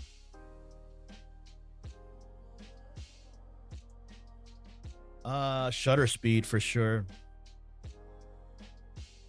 I would try to dial in the shutter speed 1/500, 1/1000, 1/12, 1200, and then try out your other settings. This is a decent photo right here.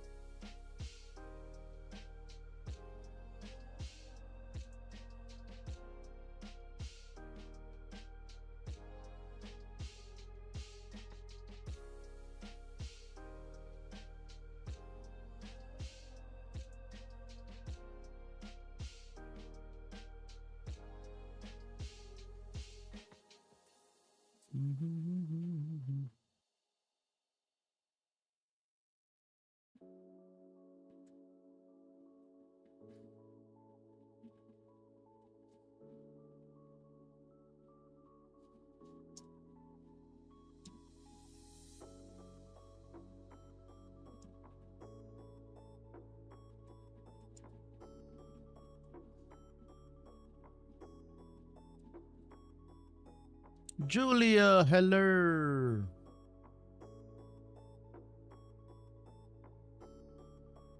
Just doing some photo edits, Julia. Brother.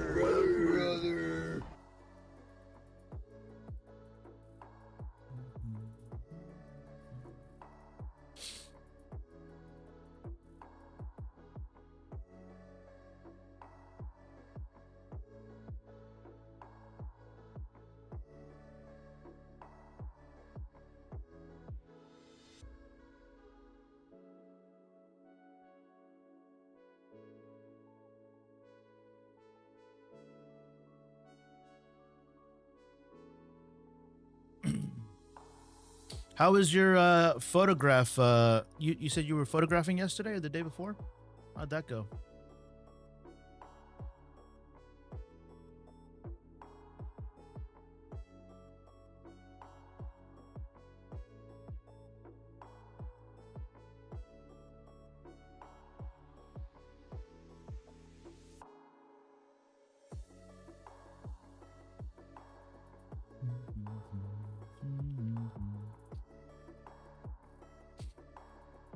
This little kid didn't want to run up to the... What up, David?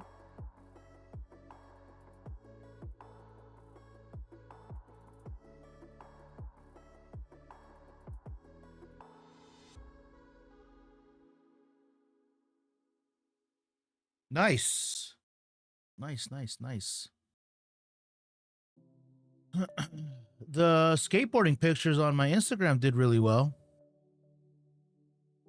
I was pretty happy with them.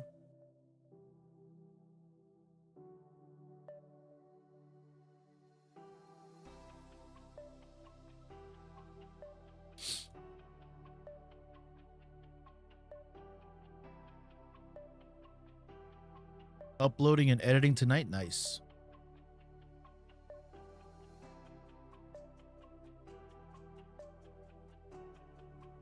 Hiya!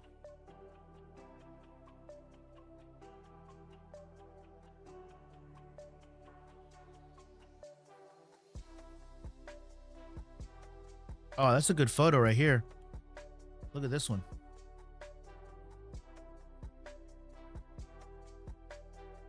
This is actually kind of cool. Let's see. Here we go. Let's see. We can center that right here. I kind of like the full, even though she's not perfectly centered. You know what I'm going to do? I'm going to do this here. Leave that like that. Do a virtual copy of this. And then I'm going to re-edit it in Square, maybe? What do we think? Square?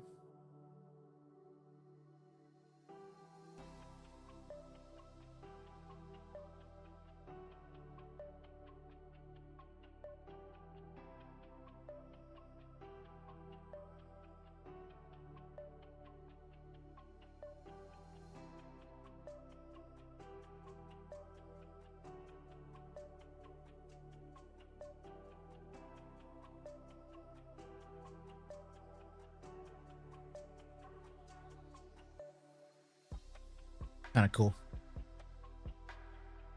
Yeah, they were sick. They were cool looking. Yeah, it was a cool looking dude.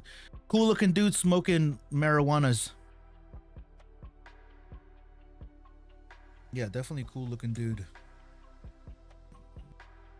All of them look kind of cool, actually.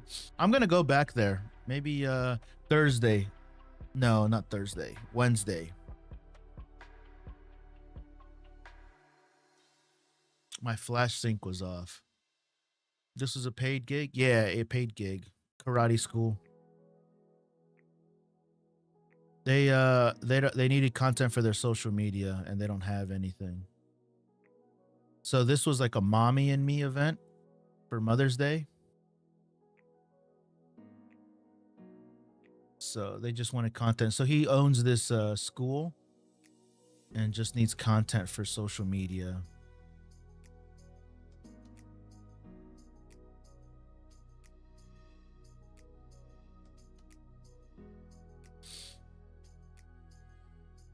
So what I'm doing is I'm giving him different aspect ratios so that he has options and he can He can use some for his website, and then he can use some photos. And this will be the first edit. So anytime when I deliver photos, I send them to him as like a soft edit. And then I ask him if he has any feedback, any edits that I can re-edit them in a different way. I'll give him some black and white options as well. And then I have some videos that I need to edit for him too. I capture some videos, so.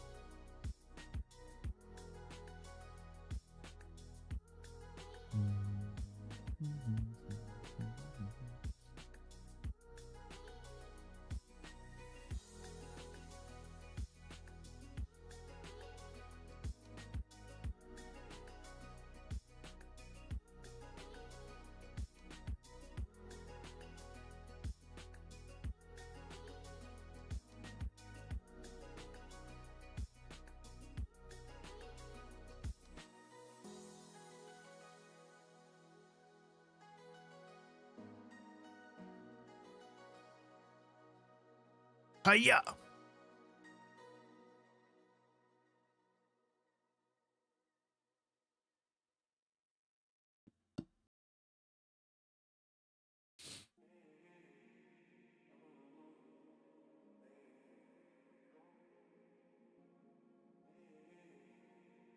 That's a nice picture.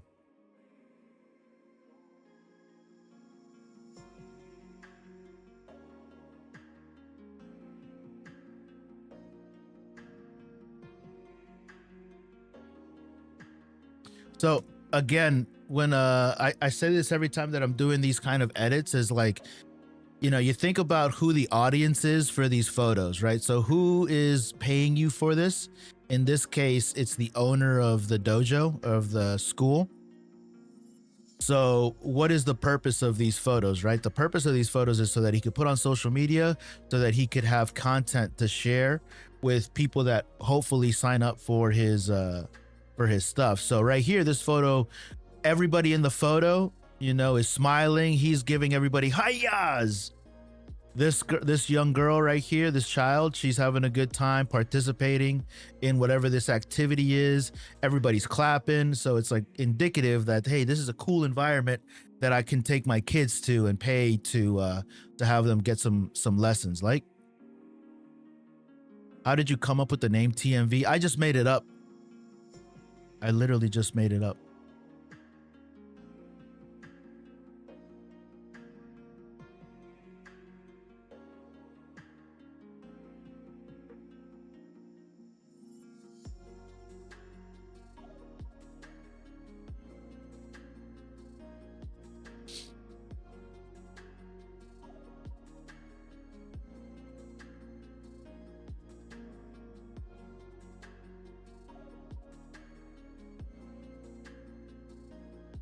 Hiya!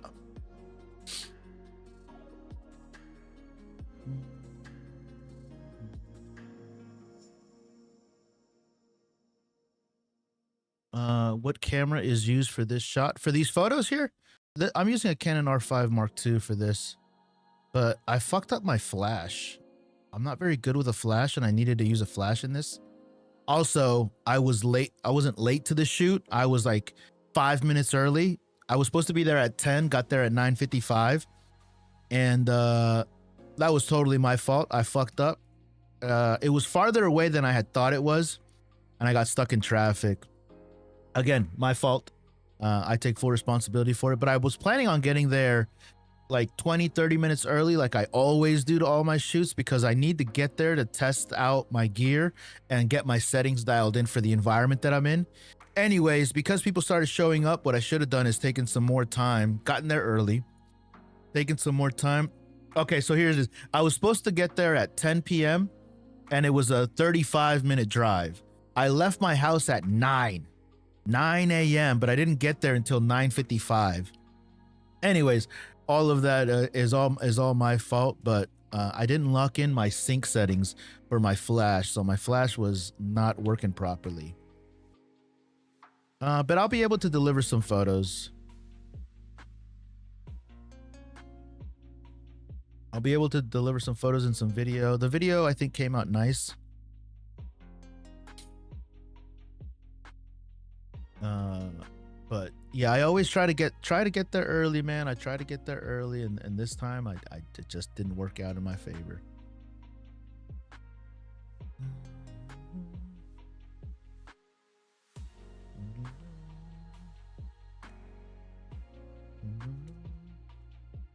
So all of these photos are social media content. All right, so that exercise was done, and then we tried to do, what else was after this? Oh no, we had the moms. It was the moms' turns. This older woman right here, she was pretty good. She had some really good technique. I think she's a black belt. But she had some serious like power behind her punches. Yeah. That's a cool photo.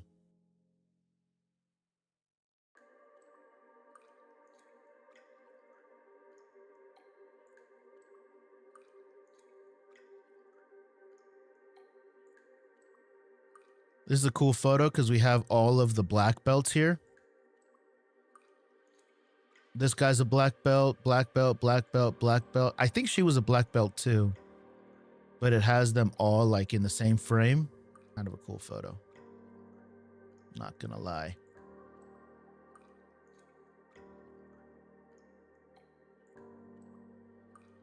I kind of like it right there. Did you video for them? Yeah, I did. I used my C50. Used my C50. David, you make that video, bro? I forgot to ask you, man. My video got to 1,000 views, man. I forgot to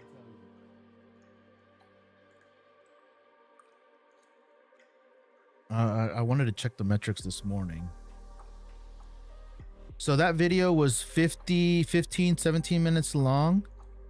And it's sitting at 1,000 views, 1,000 and some change.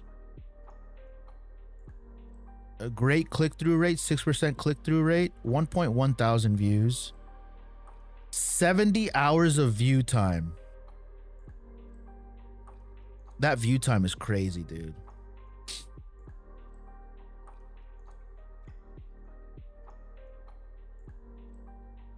Yeah, view time is crazy. I wanted to make another video today. If I can get this project out today, I'll focus on 70 as well. That's long form, dude. You got to make long form videos, man. Again, if you check the title of that, bro, I encourage you, man, check out all the titles of my videos. They all have the it's all searchable. Oh, I can tell you the YouTube search on it. I'll show you the metrics on that because that's where how viewers found this video. YouTube recommendations and YouTube search are the top leading ones. So YouTube recommend and YouTube search. And if you can get into YouTube search, dude, and you get into YouTube search just by making your content searchable, man. Yeah, I tell anybody that's trying to grow their Instagram, their YouTube channel, long form, dude. Long form. I need to go blow my nose. I'll be back in 1 second.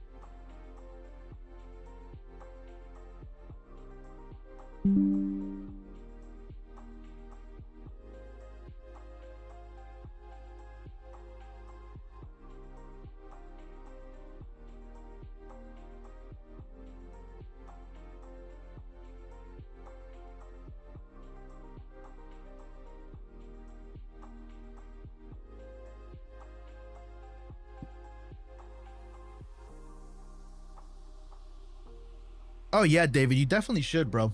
And like your videos are cool, man. Your videos are cool, but they're not findable. You know what I mean? So work on your titles, dude, because your content is cool. You got a cool journey, dude. You got a cool story. It's just not it's not findable. That's the only problem that you got.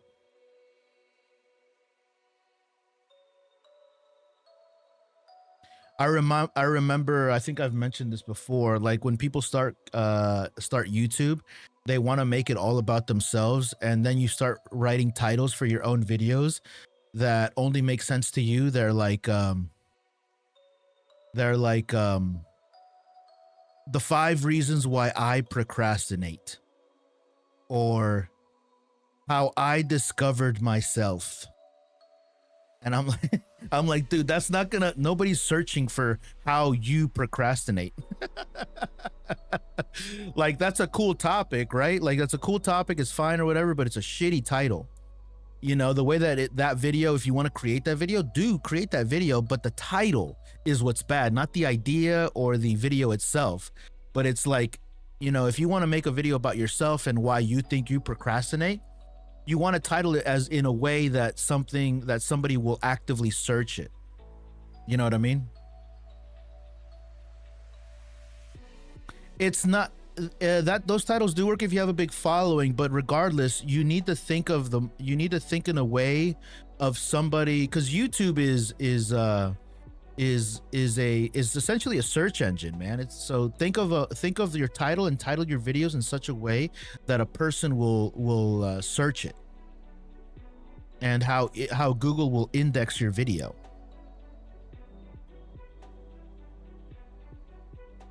And once you can shift that, because I'm not talking about your video and I'm not talking about the message in your video or the content of itself, it's the packaging, it's the title.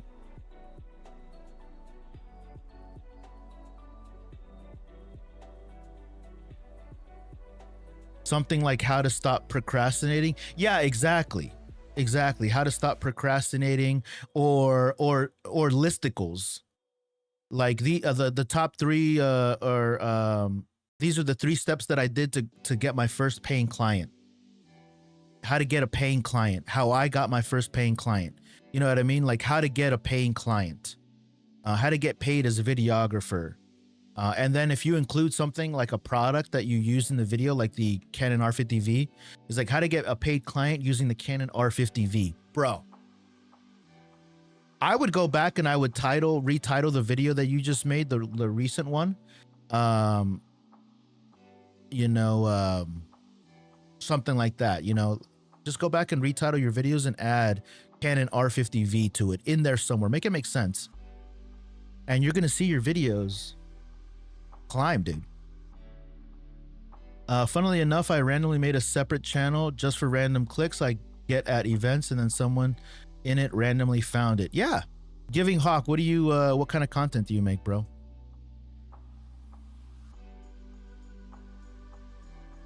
Okay. Do it right now, bro. Do it right now. What I'm asking you to do isn't a big time investment, man. I'm not asking you to reinvent the wheel. Oh, look at this picture. This one worked out.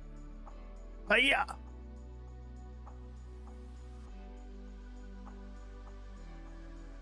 These are actually kind of cool pics. I do like these a little bit.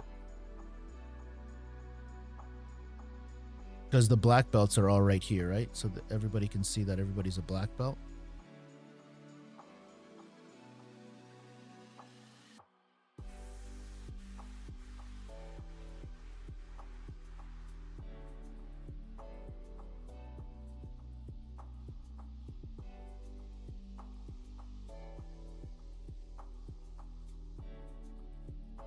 And also, David, like, I mean, you got to define your own goals, right? You got to define what it is that you want your YouTube to be. But at the same time, you have to be, because the videos that you're doing with your vlogging thing of like trying to become a full-time creator, that's a really cool journey, dude.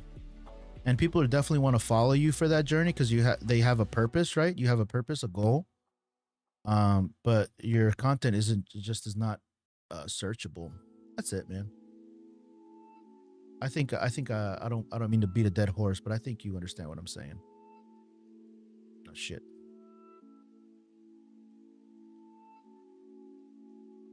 And I digress. That isn't to say that you have to recreate all your videos. Just title them. On this channel, though, it's stuff from my own music events that happen online. I keep those two things very separate. Good, man. Is your channel growing, Giving Hawk? What are your goals with your channel? I stole it from a guy who stole it from someone. Yeah, dude. Everybody has their own journey, dude. You know, you're not copying somebody else's journey. It's your own. And you document your way through it.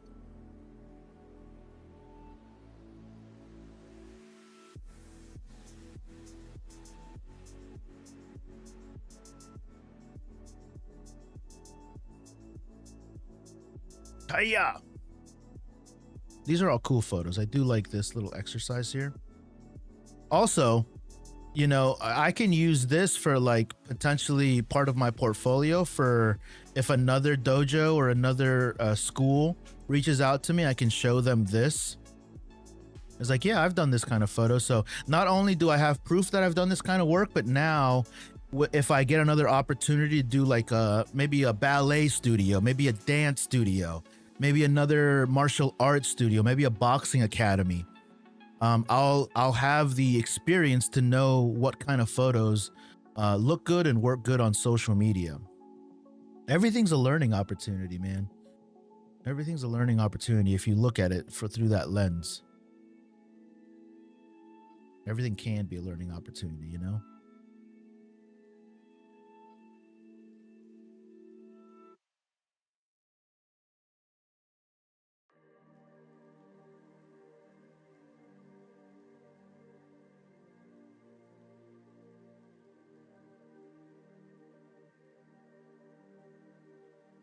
Yeah, David, what I would do, so do you have the feature available to you to do A/B title testing? If you don't, what I would do is I would create 3 titles and put them in like a notepad or something, and then swap them out after 48 hours, 72 hours.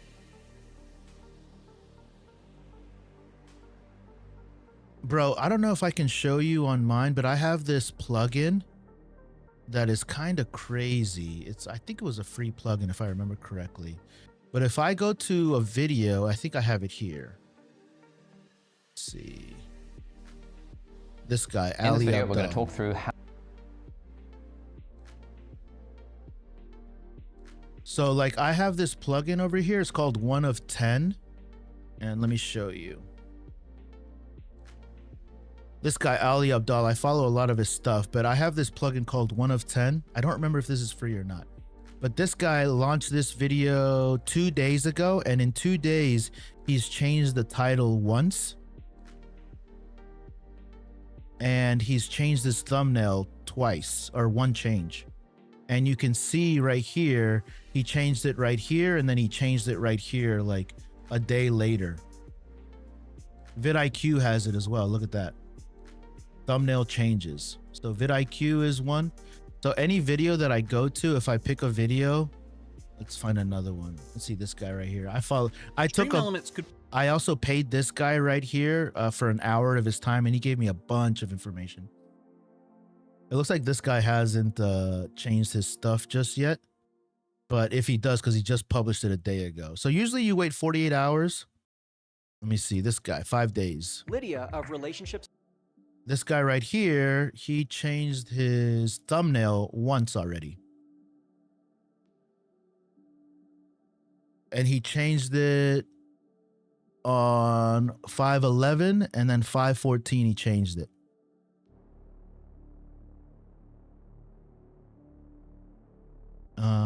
Yeah, so changing your titles, your thumbnails, those are all strategies that can work, man.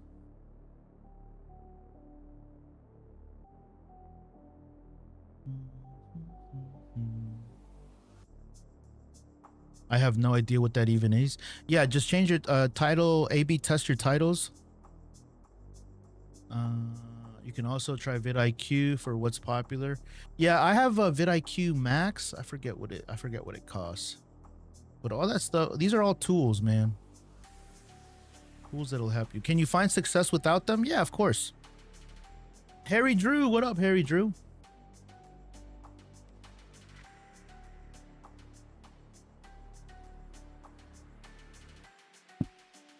Yeah. That's actually a pretty good photo.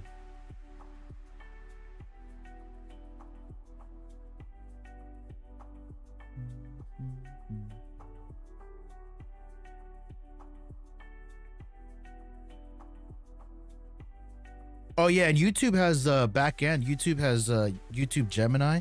Oh, and Claude also just came in with a plugin, so Claude is really helpful. I forgot to connect that. I need to connect that actually. I'll do that because I'm planning a YouTube video today. I might record it and publish it in one day, since the last one did so well.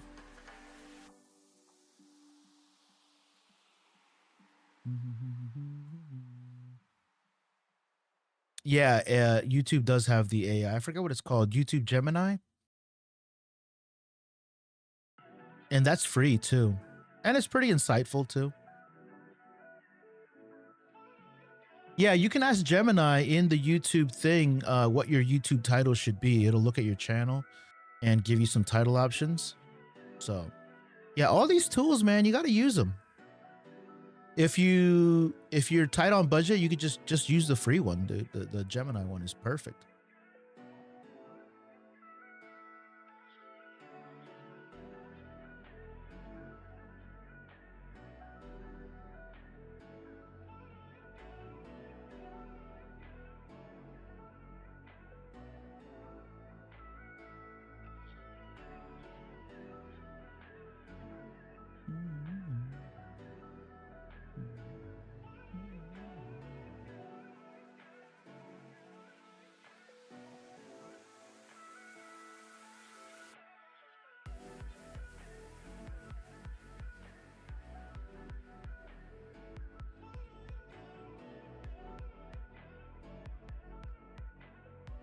Yeah.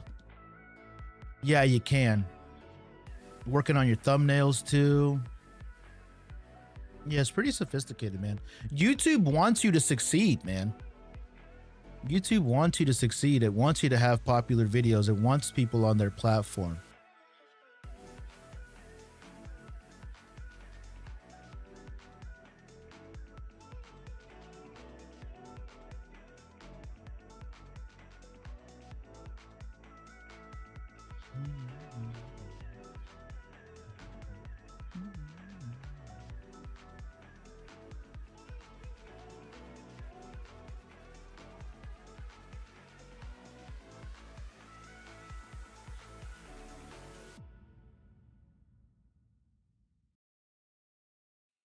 YouTube gives me a push for sure on my beat page. Most of my views come from them recommending. Yeah.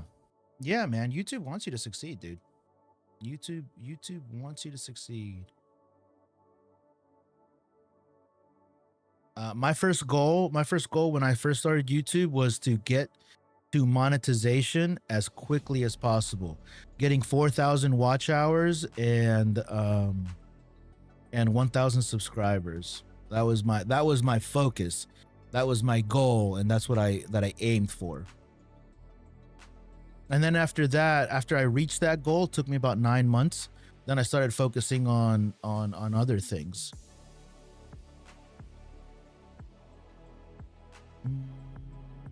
Dímelo, what's up, buddy? How are you? Hola, amigo, ¿cómo estás? ¿Qué aplicación tienes para editar las fotos y videos? Yo uso Adobe Premiere Pro para videos y Lightroom para fotos.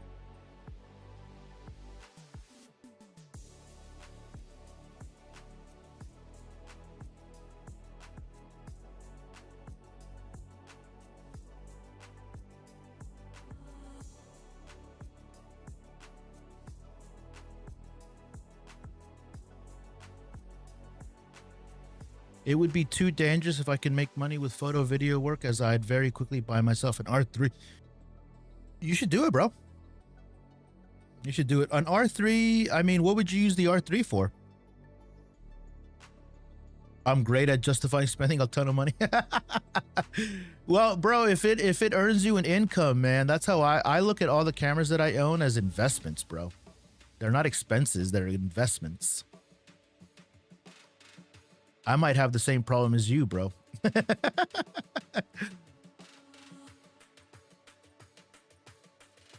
They're tools, you know, and a mechanic needs tools.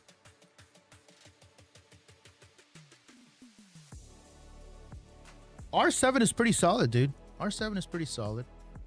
I was thinking the other day about selling my R7, but I think I'm going to keep it and sell my R10 instead.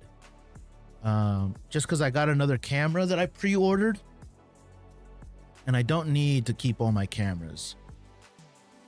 I'd 100% use it for music events. I adore doing concerts. Yeah, the R3, bro, the R3 would be solid for concert photography. That's a really nice sensor. Sell the R100? No, because I need to make content on it. Bro, David, you know what, man? I have a list of video ideas for the R100 because it's such a popular camera.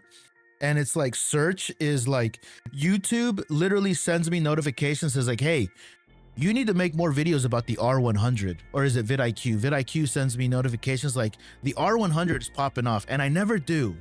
I never do. So I need to make, maybe today I'll make an R1. Maybe today I'll make 2 videos. We'll see. We'll see how it goes. If, bro, I bet you, here's what I'll do. David, if you make your video today, I'll make 2 videos today. One of them will be the R100.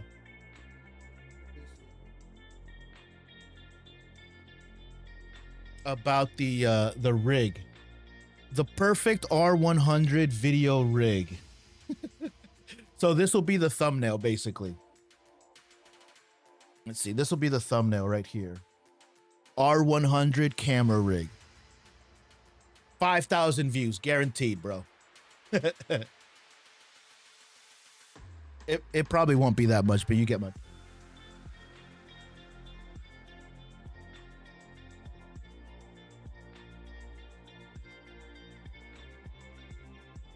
Bro, if I make a title that says the R100 is the best Canon camera, dude, that would be crazy. I might get so many clickbait. You know what? What if I add clickbait in like square brackets to the title? The Canon R100 is the best Canon video camera. Clickbait. That might be it, bro. I need to write that shit down. Where's my notebook? Here. You see, this is why I fucking love going live, man. Always get video ideas, dude. I bet you I could get 1,000 views in 24 hours on that title, broski.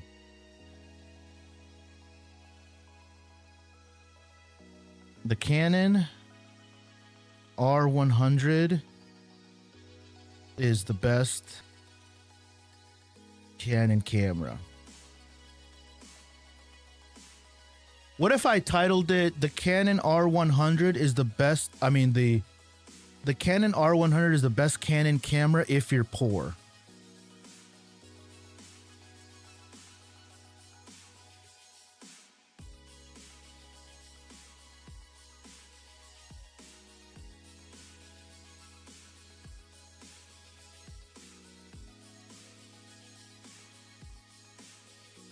That'll be the second title. I'll do 2 of those titles. I'll A/B test those 2 titles. But yeah, YouTube has a thumbnail A/B tester and a thumbnail A/B tester and a title thumbnail. I'm sorry, thumbnail A/B tester and a title A/B tester.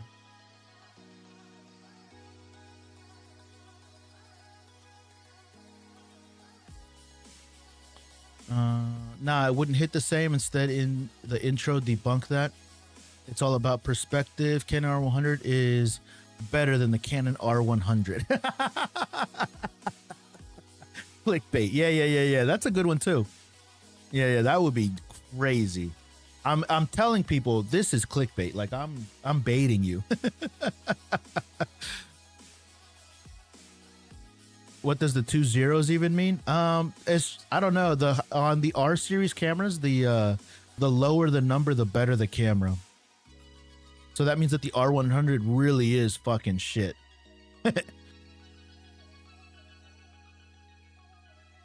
I'm gonna make a video on how much approximately I need to make to buy and rig out the R6V. That's a pretty solid one. Yeah, that's a solid one too. Definitely don't say that. You'll get dragged. I might, but that might be good, bro. Engagement is engagement, dude.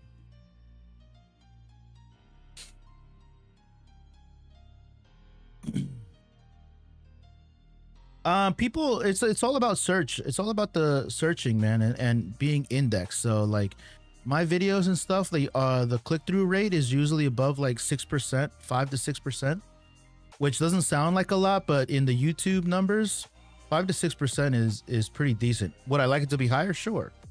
But like most people's videos don't even get like on the homepage. My shit gets on people's homepages. You should do a live stream when you DIY a rehousing of a Helios. I don't even know what that is.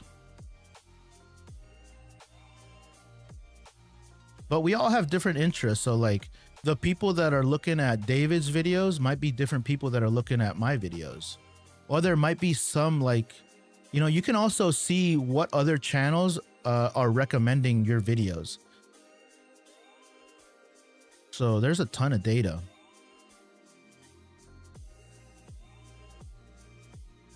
You can see like, oh, people that watch this channel also look at this channel, which is mine. So there's opportunity, man.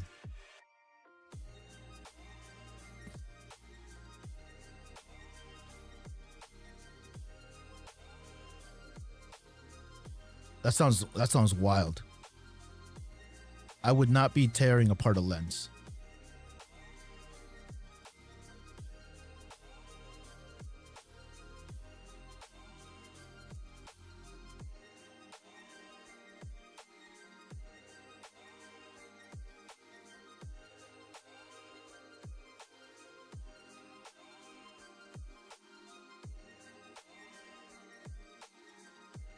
Yeah. Hey, kitty. Hello again, kitty. Favorite season to photograph? Spring. Spring and fall for sure. Spring and fall. My assistants come to check my work. She says, dude, you fucked up your exposure on these. I know, kitty, I know.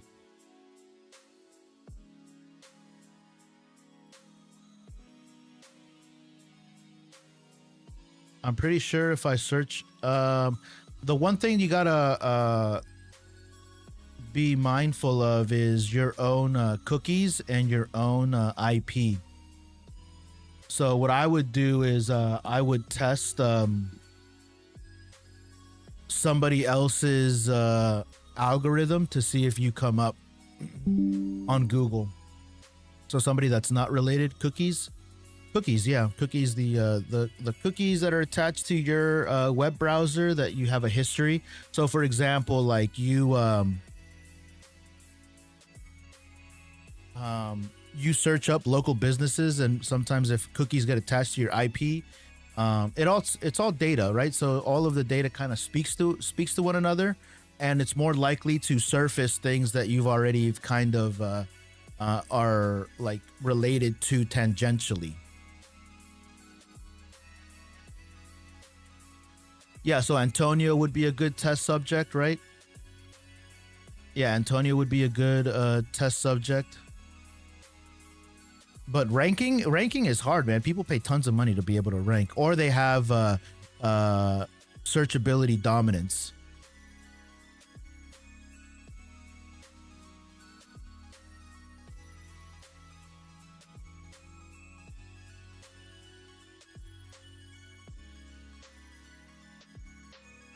Yeah, you just got to spend time creating content.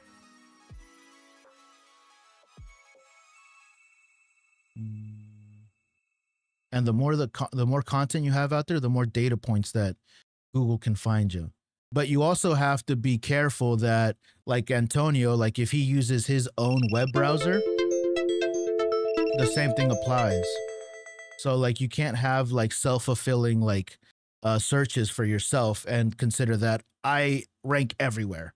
Like no, you just your IP is already attached to your to what you search typically.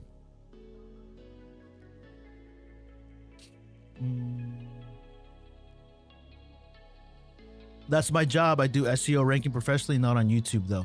Yeah. Yeah. So maybe you can shed some light on it a little bit, Giving Hawk. I work as a content creator and as a social media manager for a law firm here in my city. So I spend a lot of time looking at this stuff. I don't do SEO specifically. We outsource that to an SEO company, a guy that specializes in Google SEO. He gets paid a lot of fucking money, dude, but it's super valuable to show up, dude.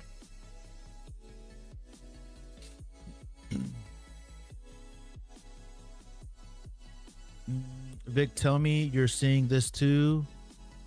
Going on. Every time you comment the word yup, the number 2 is in the phrase. I don't know what that is.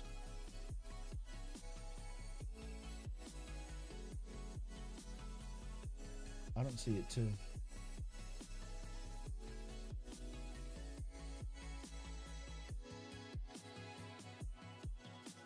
I don't know what that is. I know that I didn't change anything. It's possible though, but I don't know.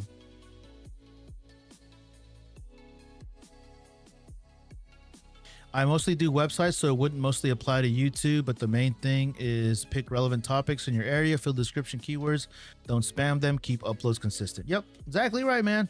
There's no secret. There's no fucking secret, man. It's just putting in the work. we have in the law firm that I work, we have SEO dominance in the area, and we rank for Google. Not number 1, because that's crazy, because that takes a lot, but social media, my part of it is social media. Google now indexes social media websites, so it's even more data points.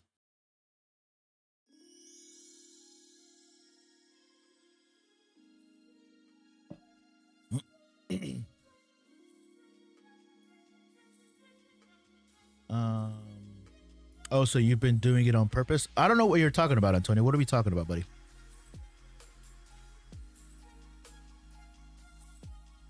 I'm certainly not. You guys are watching my hand. I know you guys can't see my hands, but oh yeah, you kind of can.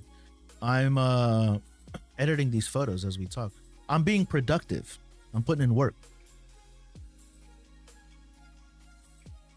Yeah, service and region. Yeah, exactly.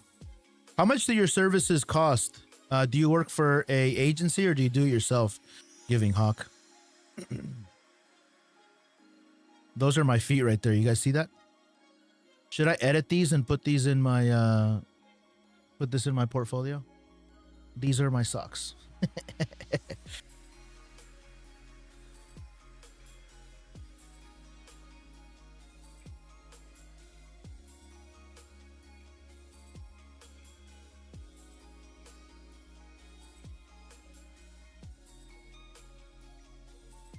Not you, Vic. Oh, my bad. Oh, my bad. I'll mind my own business. Hiya!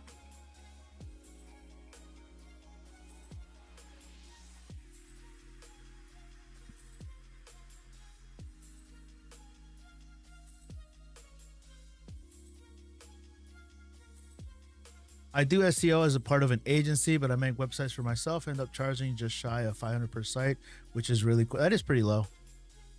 Yeah, the website that we just built was, well, we did a redesign. It was 35,000 all in all delivered.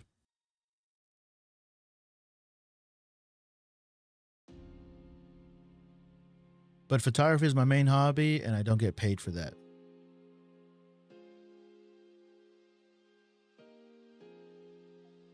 Oh, got it.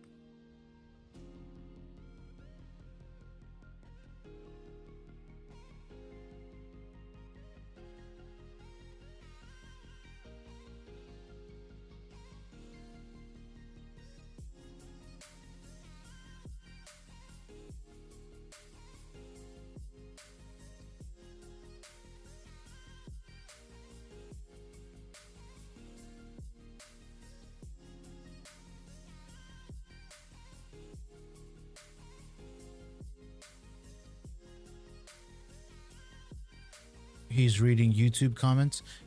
35K is a lot, but considering it's law firm and a full redesign, that's not too bad, I guess. No, it isn't. But 35 is a lot, bro, but it can't fail. You know what I mean? It has to work. It has to work. But it is, like you said, you know, you know about this. A law firm, that's no joke, dude. That shit has to work. The stakes are high, dude, and the competition for ranking for certain legal terms is really, really like important, dude. Yeah, I don't need to explain it to you. You already know, man. You know how valuable a potential client for an attorney can be. It's incredibly lucrative, bro.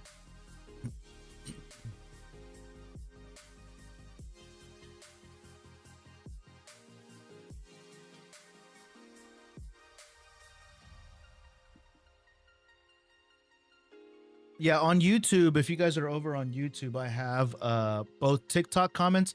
So here's the thing. I was thinking about adding YouTube comments to my TikTok stream. But I don't know if it's worth it because it'll clutter up the screen. Over on YouTube, I can do it because I have more real estate. But I do have considering my client sites just went down for 10 days, paying more is almost always better. Yeah, dude. Yeah, bro. Think about this, Giving Hawk. Like if you if the firm that I work for had their website go down for 10 days, dude, there would be that's a big deal, dude. Heads would roll, dude. People would want names immediately. Antonio, you think I should add combined chat on TikTok stream?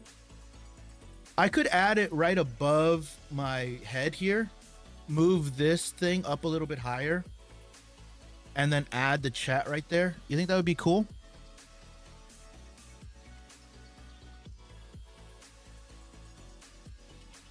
Yeah, that's why I encourage people to go over to YouTube. That was kind of my thing, but I might do it. I wish that I could just copy paste it. Let's see if I can do that. Let's see if I can do it real quick. What I need to do is I need to add Caster Labs chat. I need to copy all this. Control all, control copy. And then I need to add a browser source. Oh, there it is, Caster Lab chat. Look at that.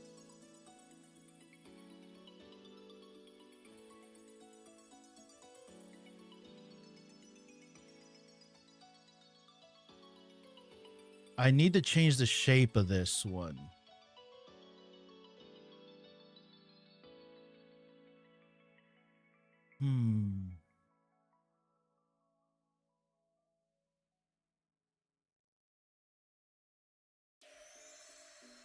So I need to gold drop this.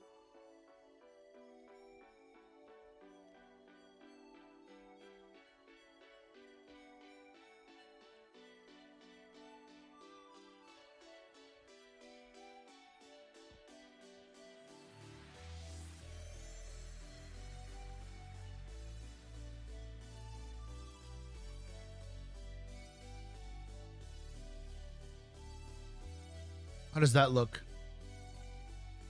Let me get my cell phone.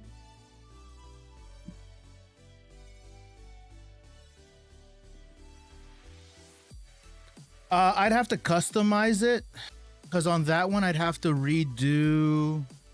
Well, actually, I'm here now, so let's see if I can do it.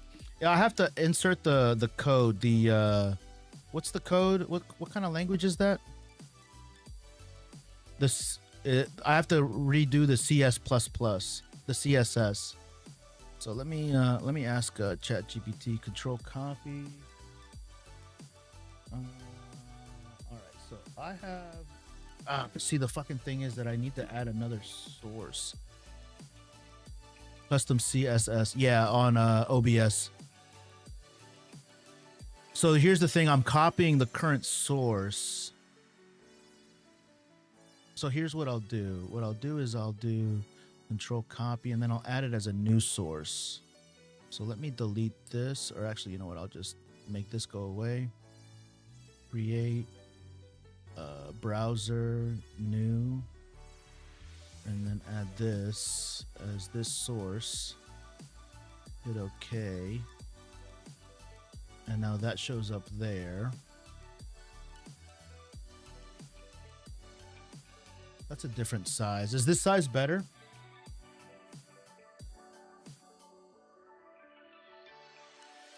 I'd like it to be longer.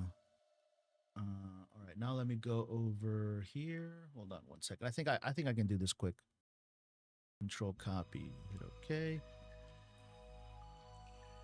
The following is my custom CSS in my OBS window. It's a combined chat overlay.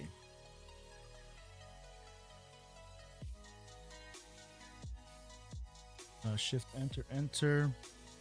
What I want is for it to be wider than it is tall. All other parameters must stay the same. See what it gives me. No, there's no really like cropping feature. It's all custom.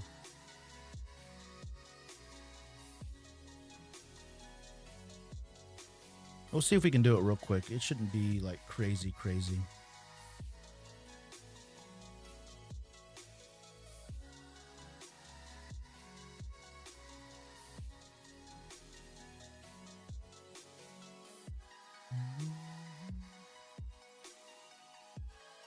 That's what I'm using, Claude. I use ChatGPT and Claude. Like when I say AI, I usually use ChatGPT.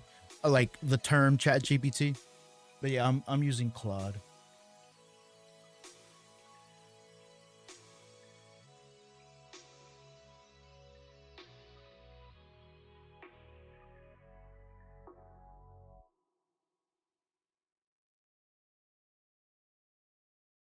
Oh, okay. So hold on. Let's see. Browser. Oh, perfect. Perfect. So 800.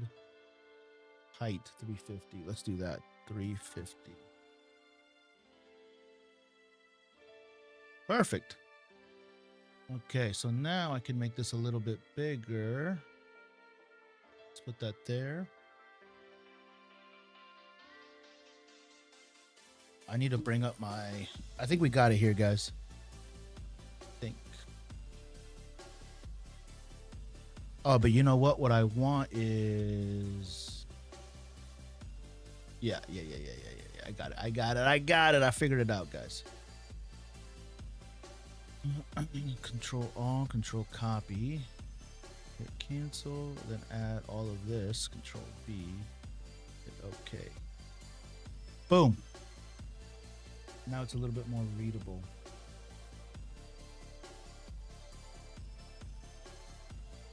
What do you guys think? Yay or nay?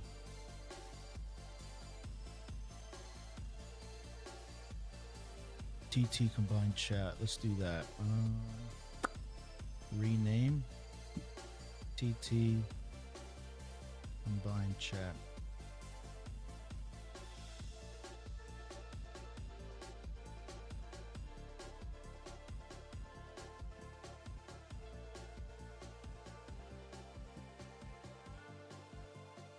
Julia, what do we think?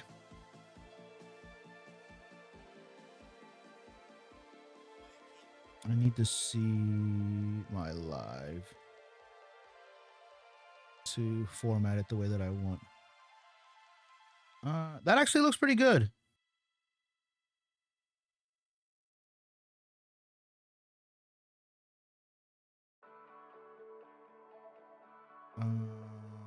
Yeah, that actually fits pretty good on the screen too.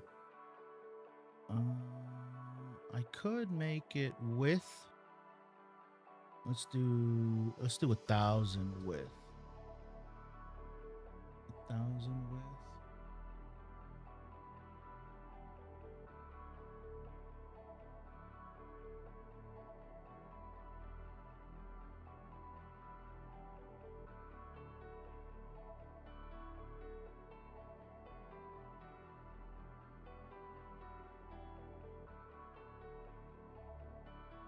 I actually like that.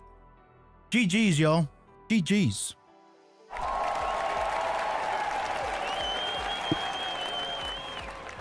Now let me go here, add this. TT combined chat. Need to make this smaller. Filter, transform, center horizontally. And now lower this to about there. Not too shabby, yo. Not too shabby. What about this one? Do you guys have anything there? Nope. On the top down one.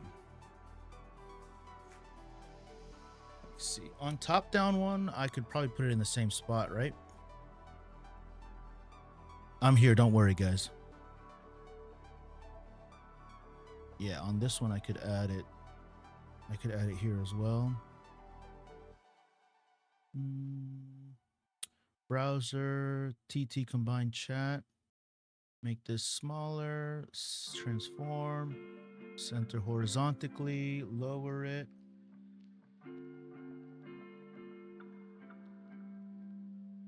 GG's. Boom, put that there. What other one? Lightroom display. Are you guys on here? Nope, not that one. So let me add all you guys here. Make it smaller.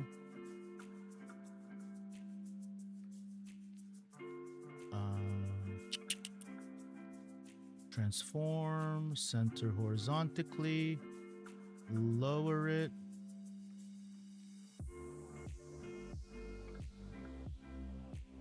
It should be pretty close to everything. What other? Lightroom, you guys are there. R50 main.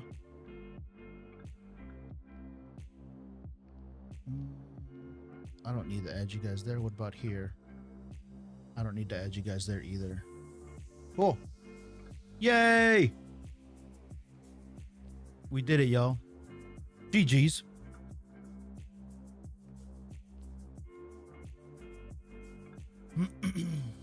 I was hesitant to do that for a while just because I didn't want the screen to be like over you know, a bunch of stuff on it. I've got my first prearranged photo job. Nice, dude. On Friday, going with the R7 and 80D, R7 with the 17-30-55, USM, 10-20. Nice, dude. What's the Giving Hawk? What's the what kind of shoot is it?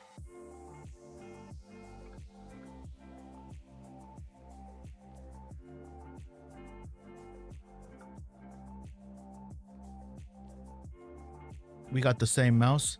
Logitech, what is it called? The I forget. This is a pretty popular mouse. Everybody has it.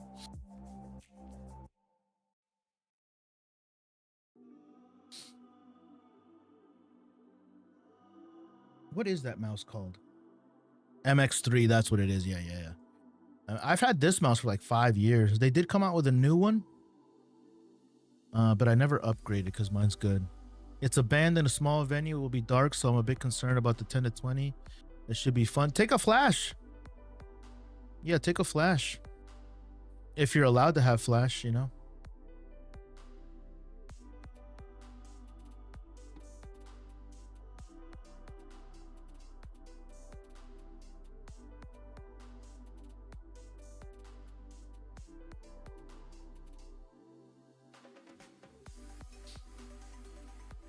Are you able to get into the pit, or are you going to be just in the crowd?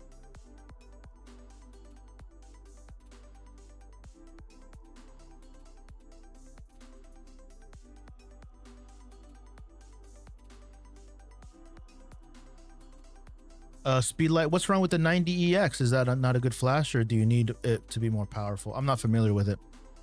I would just use what you got, man. Unless you got the funds, you know. If you got the funds, then fucking buy it. But if not, just use what you got.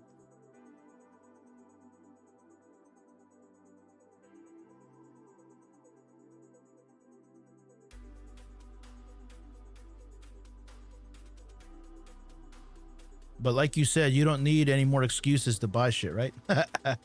That's the problem with having disposable income, man. You're always looking for the next thing to buy. I know the feeling, dude. I'm like, do I need it? Yeah, I do need it. There isn't a pit, unfortunately. It's a very small venue. Oh, so even if that's even better, you know? The stage is level with the dance floor seating, but I should be able to get up close. Yeah, I would definitely have a flash in something like that. Don't point it at the people, you know, point it at the ceiling, at the performers. If you can, point it at the ceiling. Oh, got it. And you can't point it up, right? I did get a really cheap flash the other day that they sent me. Photulex sent me one. You just gotta practice with it a little bit. And then I got another flash that they sent me too. I've been getting a ton of flashes, dude. A ton of flashes. A couple of them I do like. Some of them are okay.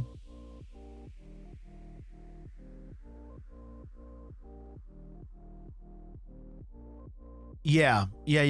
See if you can get one that has a master and a slave. If you can get one with a master and a slave, you probably won't ever have to buy another flash in your life.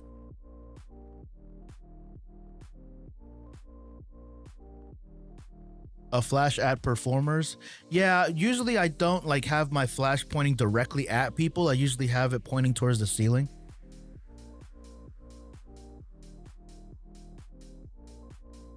A master and a what? A master and a slave. It's the little receiver and transmitter. That's what it's called, master and slave.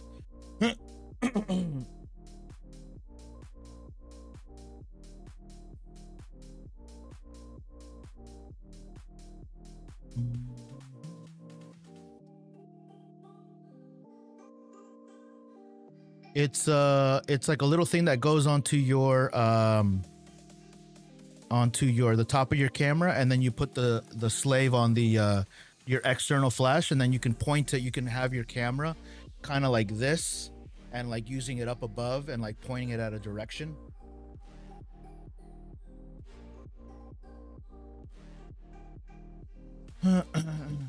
You learn new things every day. Yeah, it's just what it's called.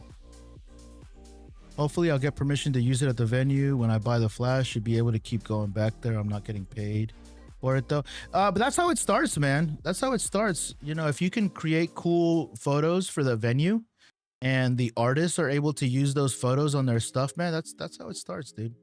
Are you going to become rich doing this? Not immediately, you know, but if a new artist comes in and like the venue hires you for coverage, you could charge $250, $400. You know what I mean?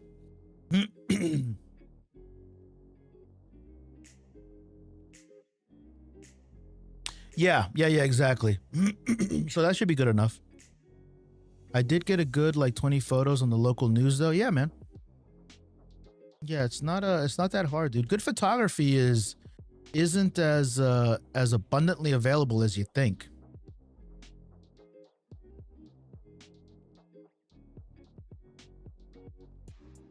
If that makes sense. It's like, you know, it's not like, you know, people will pay for good photography, for good coverage.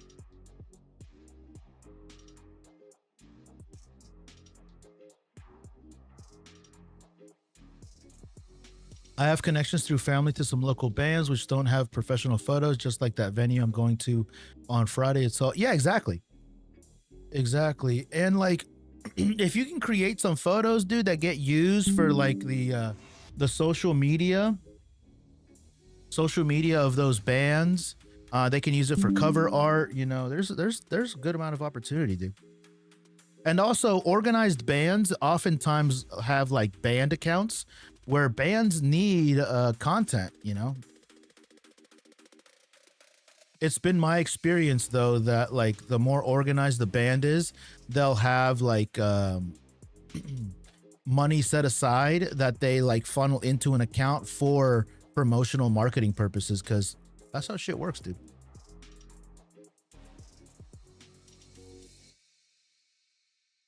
The venue could potentially use that as like, hey, you should come here because we have you can get some photos for your performance, and then that could be used for their stuff. It's there's a good amount of stuff you can do. But you don't know what you don't know, man. You got to get out there and try it.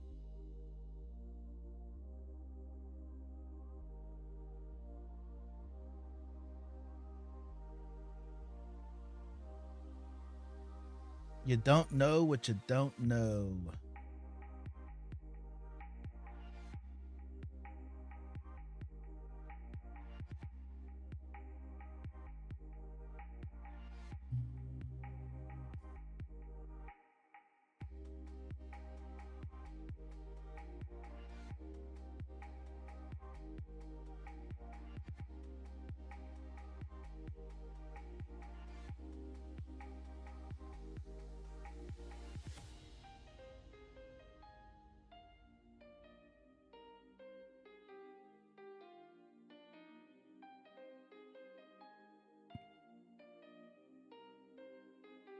That venue is a sort of, they can use the photos however they want in exchange for me being given entry. Yeah, exactly. Yep. What's your thoughts on film school? If you can afford it to, if you can afford to go, I'm always pro education. If you can afford to go, it's definitely worth the investment. Do I think it's necessary? Not always. Will you learn a lot of valuable stuff? 100%. My education for like video, photos, and stuff like that all came through YouTube University and courses. Yeah, YouTube University and courses.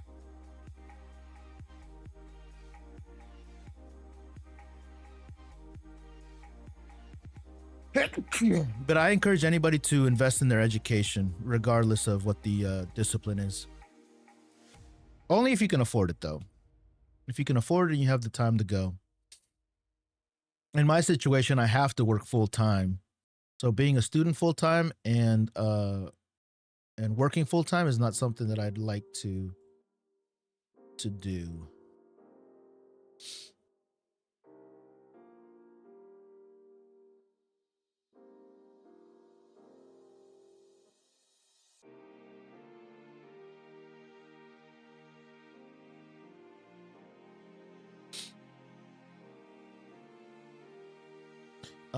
I do have. Do you have some sort of lens pairing you use primarily in secondary backup? Very interesting choice of what lenses to use. So I use, so my primary, like when I'm getting when I'm doing photography work, the lens that I use is the lens and camera combo is the R5 and the 28-70. I call this lens Big Bertha. And this is an all-encompassing lens, a lens that is practically does everything that I need. And then I pair this with a 15-35 or a 17, I'm sorry, a 15-35, depending on the situation. For this shoot that you're watching me on, I did this lens, and for video, I did a 15-35. I did a photography course. It put me right off of photography, and my lecturers were complete idiots. Wish I never took it. A lot of money for a lecturer that didn't know how to buy a camera. Yeah, I mean, everybody has different experiences, you know. Everybody has different experiences, and do I think it's necessary? 100% necessary? No, not completely. Not completely. Is this? Am I a little too over? I think I am.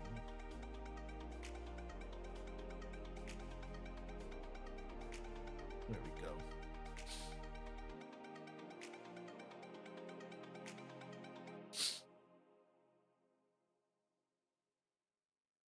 David, do you you're in university, right? Do you have access to classes next semester? I mean, if you have any extra space in your curriculum or in your schedule, fucking right, dude. I would take a creative course, photo, video, whatever they got. 100%, dude. I wish that if I went back to school, that I would have taken some courses when I had the opportunity.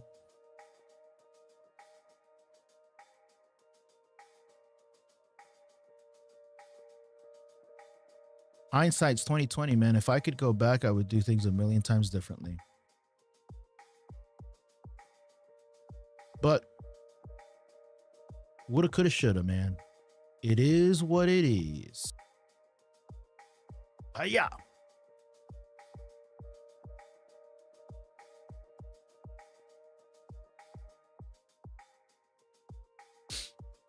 Right now, I'm doing IT.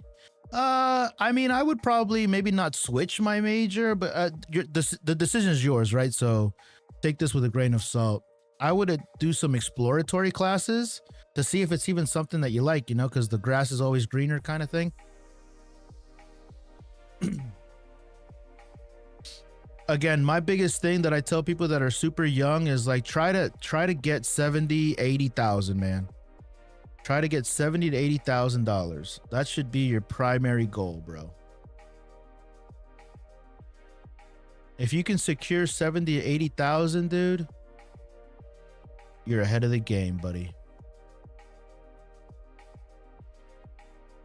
And then after that, then start looking at other opportunities. I wish there was more one-on-one course with someone who actually knows what they're doing in my area. This has all been trial and error over the past. Sometimes that's what it is, man. That's why I pay a ton of money for courses. I don't have one myself. I don't think that I don't know what I would really teach.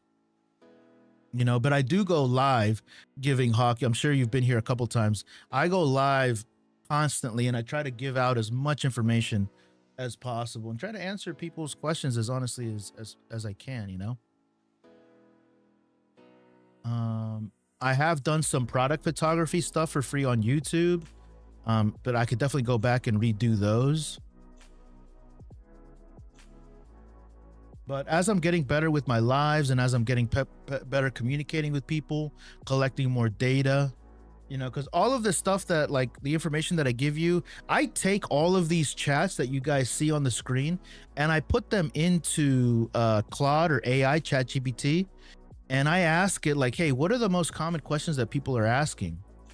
What are people struggling with in my chats? Because I won't be able to remember everything. That's why I have a combined chat so that I can grab all the transcript of all of this chat, feed it into AI and try to build a repository of all of this information of common questions that people are asking. And over time, over the course of weeks, months, quarters, years, there should be a pattern starting to emerge, you know?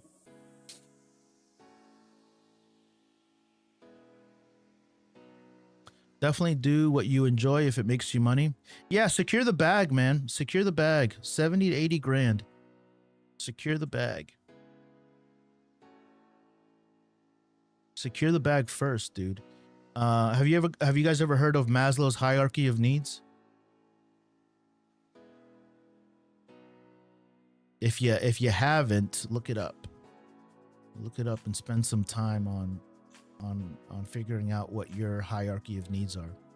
Maslow's hierarchy of needs. Do a little bit of spend a good 30 minutes on it, man. See how you can apply it to your own situation.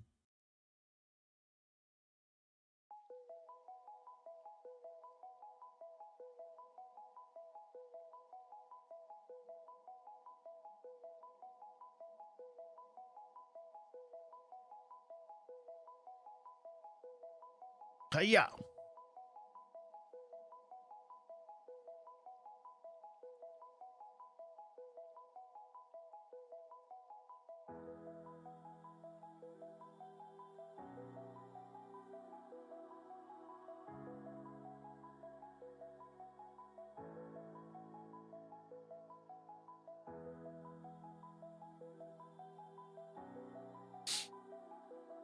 Maslow's hierarchy of needs. Yeah, exactly. It's a chart. It's a chart. It's pretty easy to understand. Now try to think of a way that you can apply it to your own situation. The way that I use it is for like essentially like basically is like you have to fulfill your basic needs first. And part of fulfilling your basic needs is securing the bag, having income, having a stable income, being able to secure your home, safety, food, shelter. All of these things should be the foundation of what you're trying to do. So the way that I'm talking about, like 70 to 80,000, that right there is the very, very bottom of that chart, right? If you can't secure that, the rest of the pyramid that goes up, like trying to find fulfillment, joy, love, all of that shit is garbage, dude. Until you can actually secure the bag. What's up, Trav? How are you? By the way, if it's something I make low six figures. I'm into the six figures. I make six figures just for my full-time job. And then these photo gigs that I do here and there, like this job right here that I'm editing, this was $800 for 4 hours of work. Do a couple of these a month, maybe less, but I secured my bag. Like I secured my bag doing something creatively, right? What's up, Trav? Good morning. I have a question. I want the upcoming R6V. Is it beginner friendly, you think? I think so, Trav. I already pre-ordered it. That's wild, LOL. But exactly, Antonio. Exactly. So that's why, you know, all of these things, like, you know, all of the stuff that I talked to you guys about, I'm not just fucking blowing smoke up your ass, man. This is all real shit that I've applied to my life, that I've learned over the course of trial and error, reading books, educating myself, taking courses on self-discipline, motivation, all of that shit. But I can't give that to you guys if you're not ready to receive the information. And I'm not talking about you specifically, but you, the world, you know? One of the reasons why I go live and I did this YouTube channel is because the people that were immediately around me didn't want to hear my shit. You know, so I went out and I found my own tribe. Find my own tribe of people that do want to learn something. Because a big problem, especially when it comes to like making money, you know, everybody wants to like be rich and stuff like that, but most people aren't even ready or prepared or know how to receive that blessing yet. They don't even know the first thing of like building a successful brand, a successful business. And it doesn't happen overnight, man. Yeah, bro. Everybody hangs out around losers, man. Your circle, you know, show me your 5 closest friends and I'll show you how far you're going to get in life.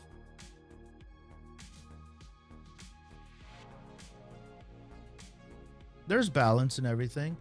You know, it doesn't mean that you have to exile yourself or become be completely alone or anything like that. There's balance to everything.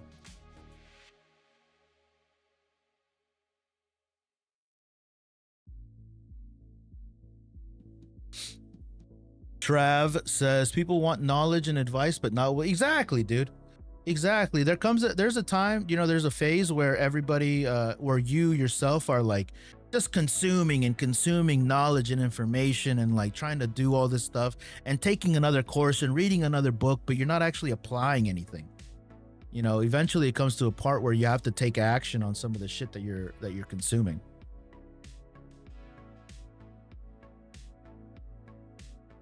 Yeah, dude. You have to be Antonio, I have to be selfish. I have to be selfish and I have to like take care of me. Securing the bag. Again, back to the Maslow's hierarchy of needs, dude. Pin that to your wallpaper on your cell phone, dude, so it could be like a daily reminder, like I have to secure the bag first. Like I said, I digress. I said earlier, like once you get to 70, 85K, dude, do whatever you have to do to get there, dude. Once you get there, the world, you could like take like a step back and like breathe a little bit, like fuck, okay, I have some space. You know what I mean? But like if you're constantly in desperation mode and like trying to like feed yourself and house yourself and can't save money, can't put shit away, that desperation is toxic, dude.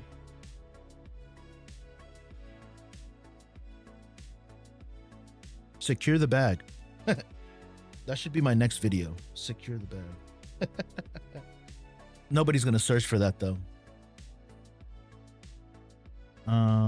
Yeah, my family always telling me I'm selfish. I'll say thanks. Yeah, man. Yeah, you don't gotta be a dick about it though.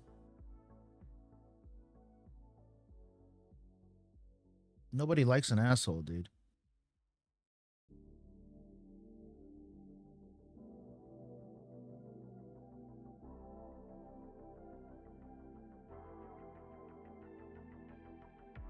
Saving is reinvesting, dude. Save at least 10%.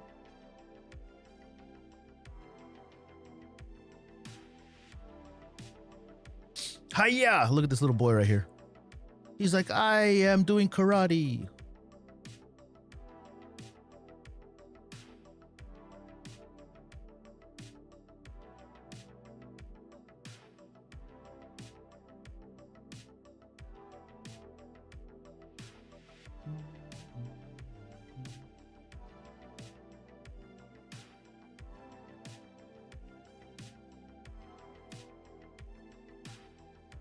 You know, I kind of like this chat above me now. It is kind of cool because what people can do is they can scroll over to the right, get rid of the TikTok chat, and like see what I'm doing a little bit better. GG's.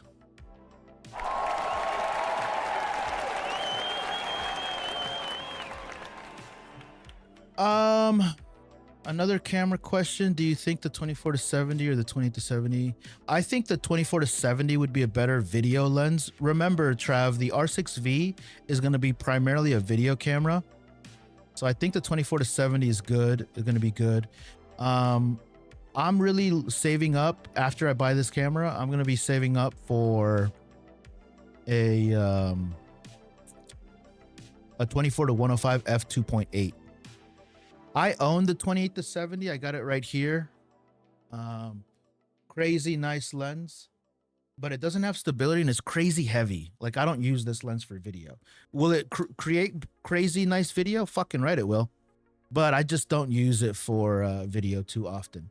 My favorite video lens is the 15 to 35 on my C50. This is kind of a cool photo here. Let's see what kind of crop we can get.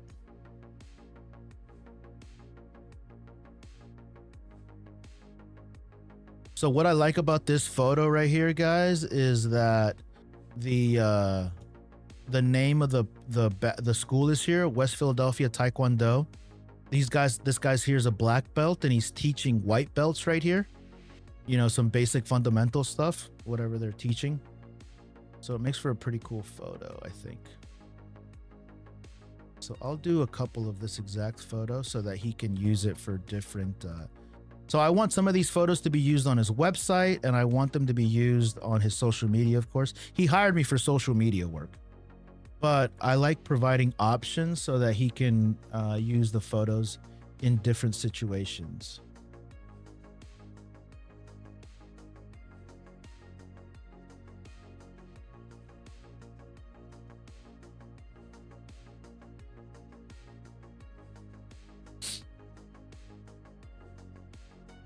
Personally, I'm beginning to believe money follows money. Money does follow money, dude.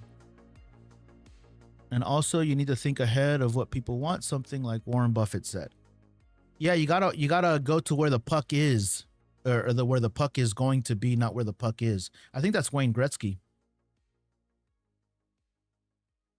Wayne Gretzky or Mario Lemieux? Wayne Gretzky, probably.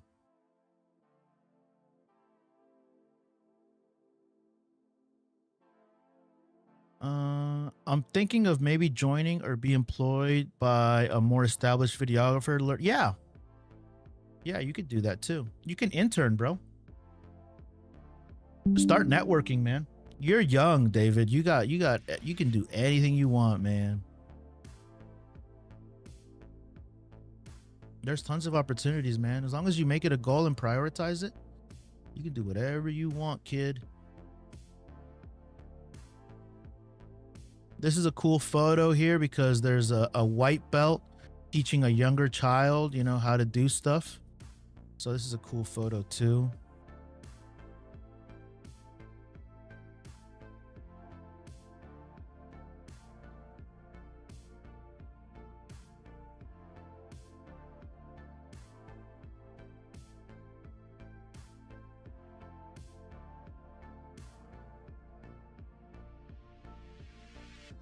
Anything with a smile, I'm editing.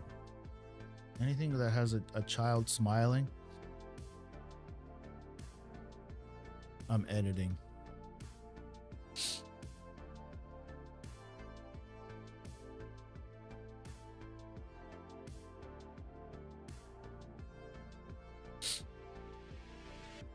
So what camera should you buy? I'm definitely going to be buying the R6V. John Travels, what camera are you buying?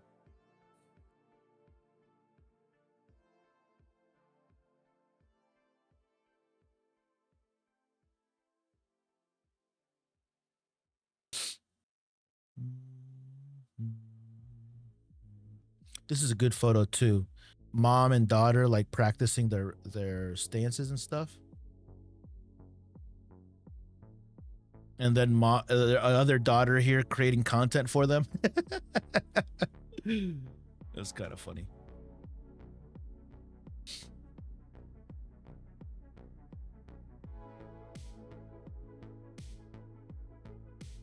This mom right here in the green yoga pants, she was really she was a pretty woman too, but she was like had a big smile the entire time. So she was very photogenic. And truthfully, all of these black belts right here, they were spending a lot of time with the kids and stuff. I have a Canon 6D. Don't need nice. John Travels. What lens do you use? What kind of photographs do you do, bro?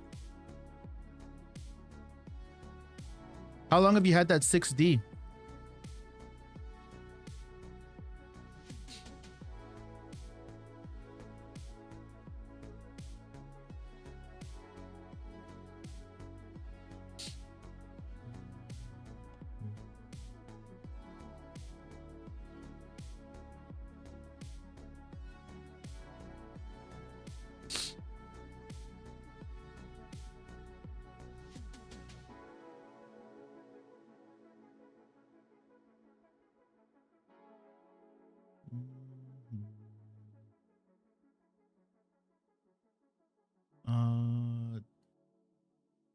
I'm gonna guess he's in his late teens, early 20s. I think he's in university, so.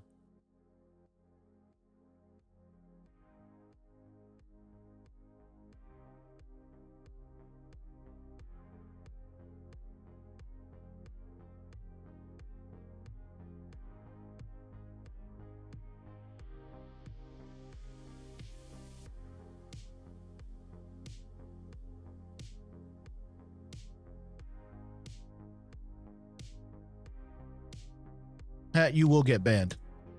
If you're under 18, don't tell me, because I'll ban your ass.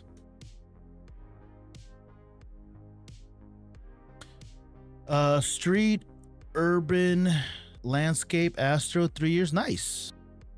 And what lens do you use? I like using for like street and like walking around. My favorite lenses are like a 15 to 35, 35 to 50, right in there. 19, there you go. See, knew it.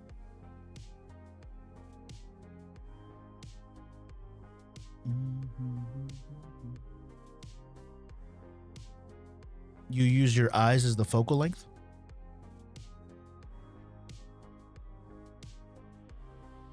The human eye is about between 45 and 50 millimeters.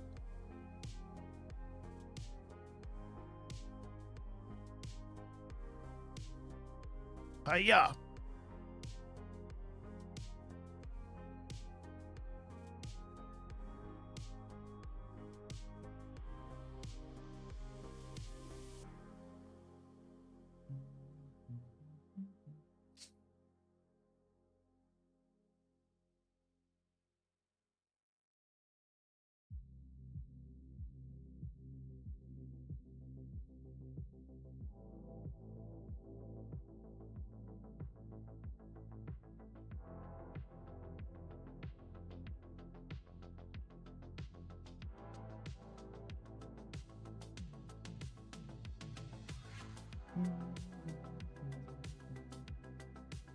Damn, I've been on here for 3 hours. What camera and lens did you shoot these picture editing? I used the Canon R5 Mark II and a 28-70 right here. R5 Mark II, 28-70. Oh, you're on YouTube, my bad. Oh no, never mind. On YouTube, you guys can see my screen right now as well. I had fucked up the flash sync on this set. On this shoot, unfortunately. But it works enough. But some photos definitely did get fucked up. And that was my own fault. But I'm still gonna get some nice photos out of this set.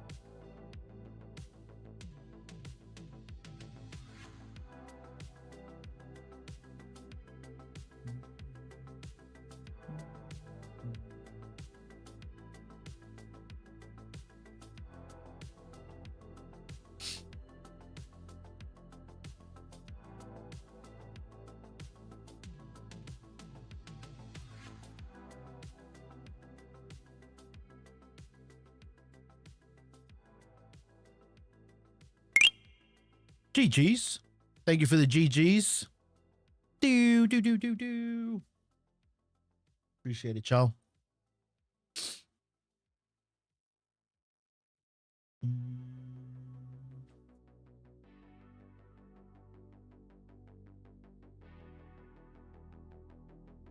This is a cool photo too right here.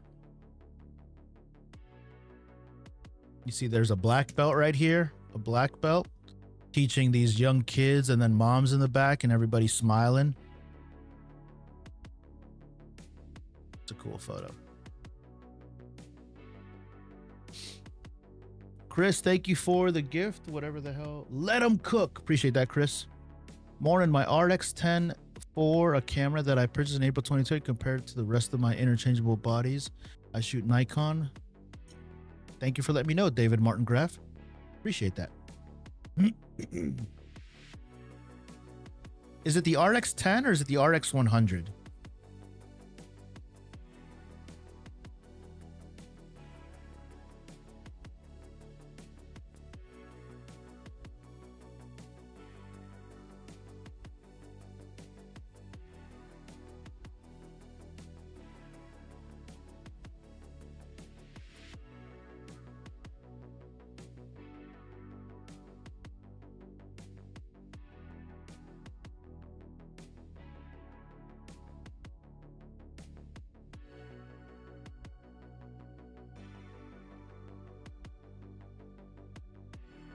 Hiya!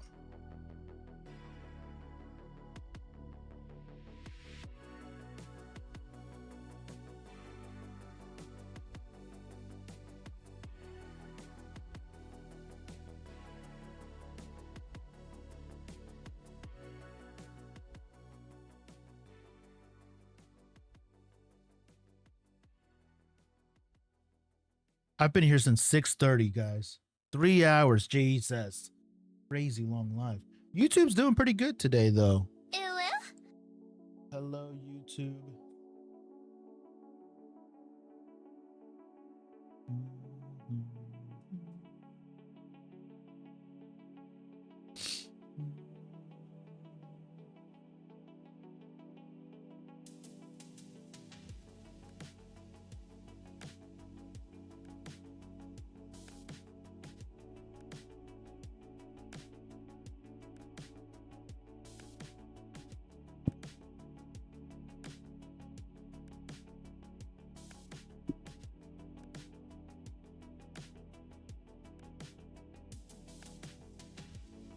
Create a virtual copy. Anytime I find a photo that I like the composition, I'll always try another composition. And then also include that in the set, just so that there's options to post on different platforms.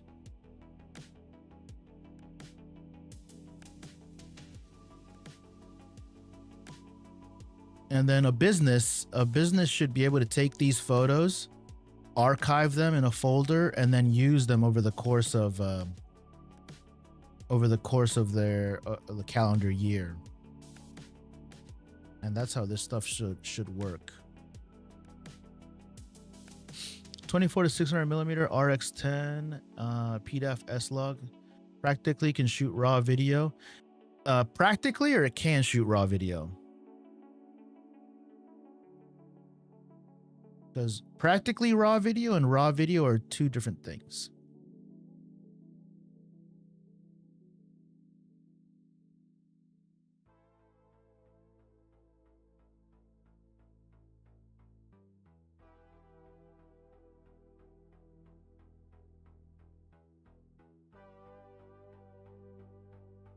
This guy right here is a you lack discipline.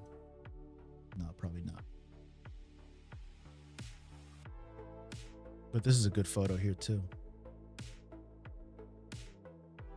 This guy, everybody was calling him Grand Master. He was a Grand Master black belt. I don't know what that means, but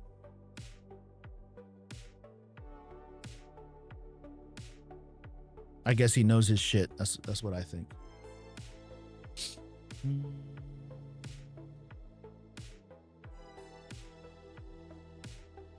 Network, Facebook groups, DM.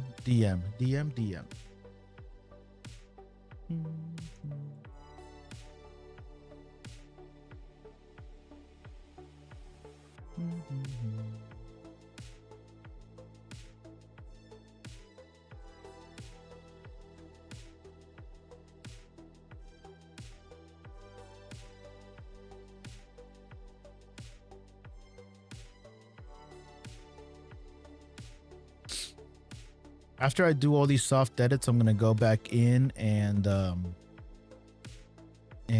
denoise a bunch of these because they did get a little noisy on me.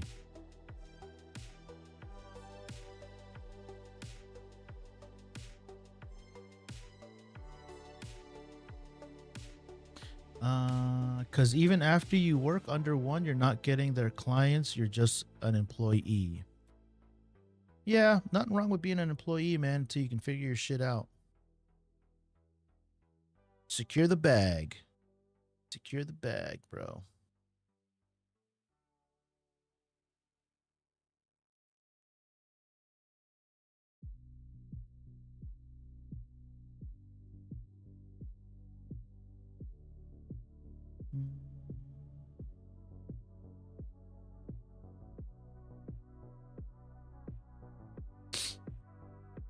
Oh, this is a cool photo too.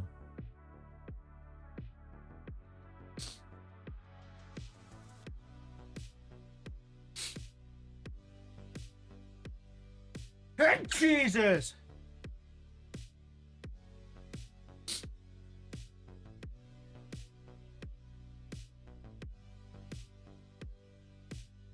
I consider raw video if you can alter your ISO white balance after acquiring the content, which you can do in post. If you know what you're doing with the camera, it's not too easy to figure out.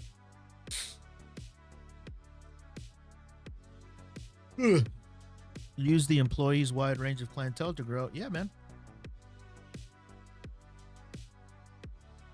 Yeah, basic networking, man. There's multiple ways to skin a cat, bro.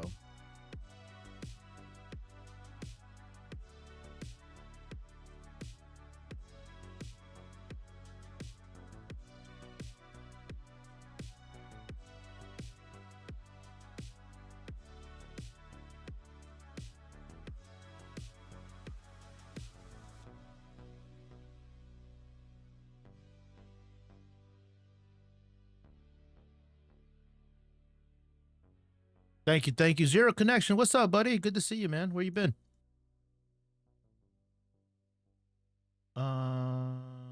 Unless y'all agree. What are we agreeing with? Your cat's listening to you right now. She is. She's right there. I don't know why, dude. I buy my cats all kinds of nice shit. Little comfy beds, little cat trees where they can hang out.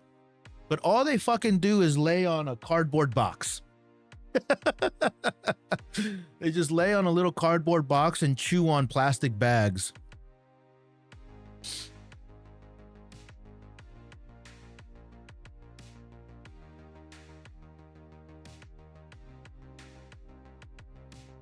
Like, remember when I was touring, this dude wanted to work under me, and told me he opportunities. Yeah, I definitely wouldn't work for, one of those, Antonio, you're probably familiar with this, exposure. They want to pay you an exposure.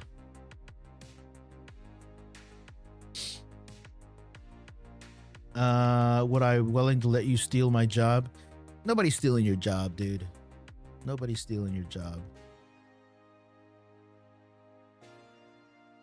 That's that scarcity mindset, Antonio.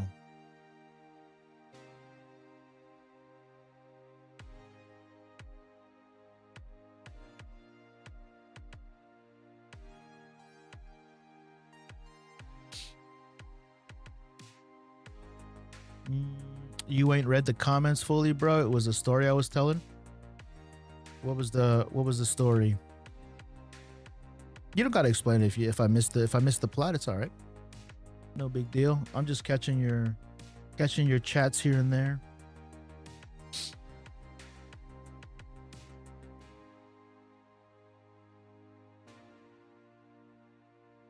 But I'm also commenting on what I see.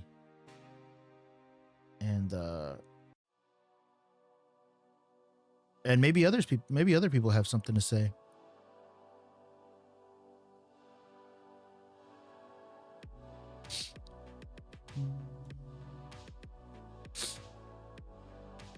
Once upon a time.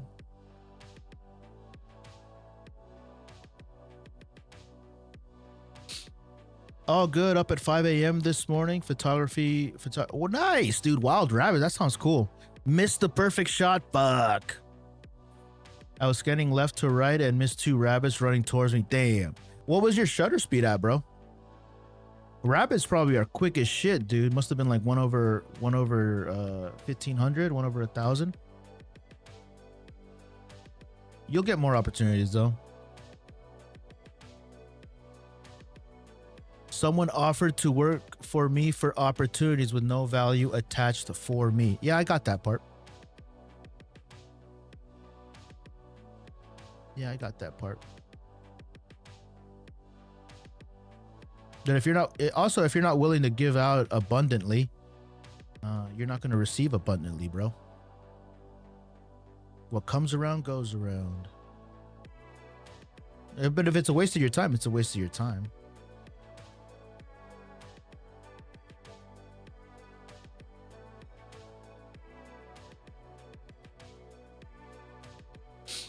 Hey, Andrew, there he is. What's up, buddy? How was your trip, man?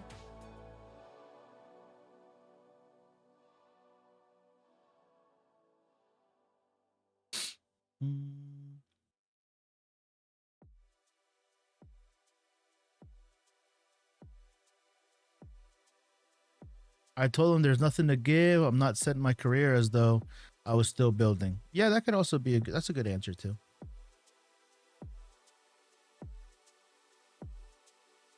Hiya. Yeah, that's a good response.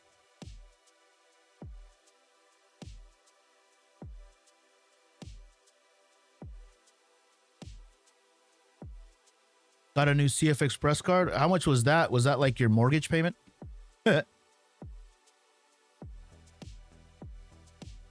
Memory cards are expensive, bro. Is that what you lost, the CF Express card, bro? Fuck, dude. I would have been pissed. I'm sure you were. Yeah, man. All thanks to AI, man. I'm okay with AI, though. The data centers are coming into... What the hell is this? There we go. The data centers are a hot topic right now. I think I'd be cool with the data centers if they brought in like thousands and thousands of jobs.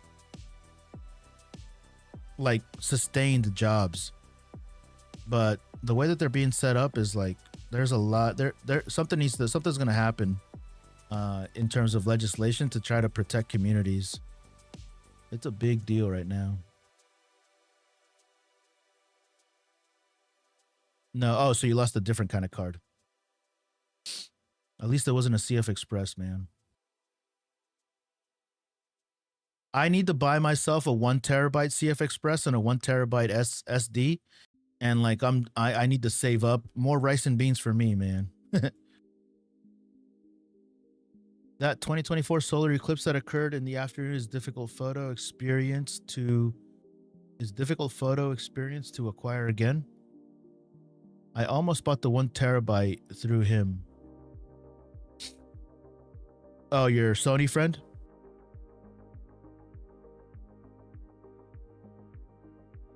I wish I could just use SSDs I have, but no cameras. Still use cards. This card, oh, that's not too bad. Was that with the discount? Or was that retail?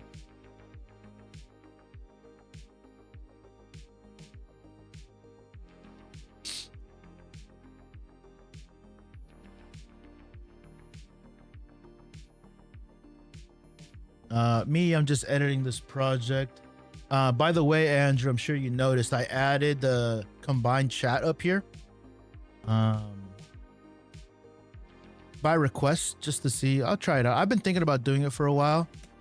But I think it's good. Retail, yeah, oh yeah, retail is expensive, dude. You know, I saw a lot of people going to Sam's Club and Costco to pick up SSD cards. And like SD cards and stuff, they still are kind of reasonably priced there. But then you need somebody that has a membership, you know?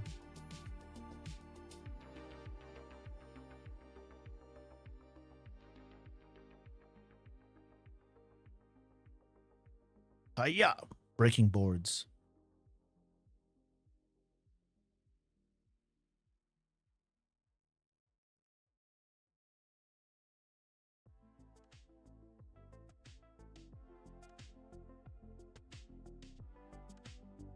But your trip went good, man? Like the travels, you have any hiccups or any problems?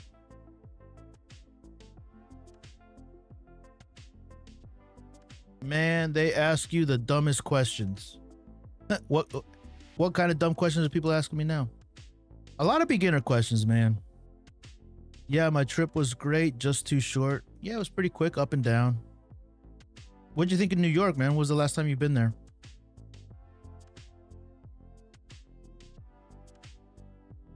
Did I capture her actually breaking the board? Let's see.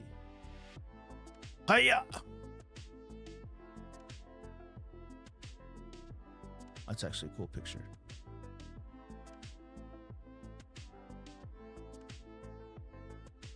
People are at different levels too, bro. So people are at different levels, and it's easy to forget what we think is common knowledge. So most of the questions I encourage, man, because I forgot more over these past 7 years than I can remember, you know? Yeah, I know you told me you met a girl. Watch out for those TikTok girls, man. They'll steal your money. They'll steal your lunch, bro. Good for you, though. She's probably the one that stole your SD card, bro.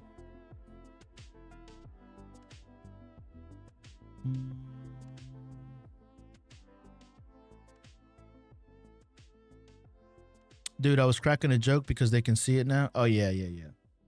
Yeah, they can see it now. I think the combined chat will be good. I think we'll see. Also, TikTok. I don't think TikTok limits my reach when I do these kind of lives. So we'll see. I'll see if there's any kind of change in these kinds of showing the combined chat. But now I'll be able to pull content. I'll be able to pull shorts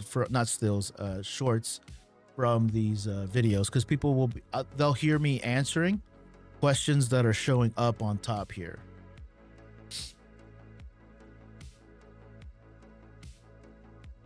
A bunch of children on TikTok. Yeah, I try to filter them out, man. I have all my settings set to like 18 or up, and anytime somebody shows up that's under 18, I block them, because I don't want anybody under the age of 18.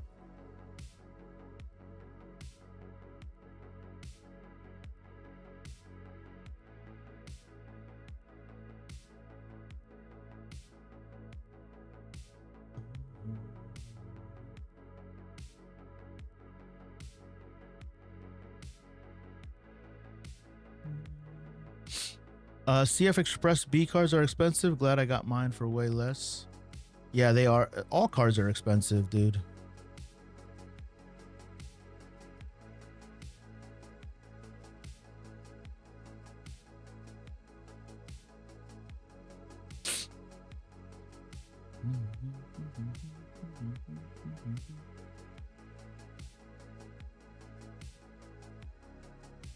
I think the best photos here are when they actually crack the board. I think I was on the wrong side here. It's okay, though.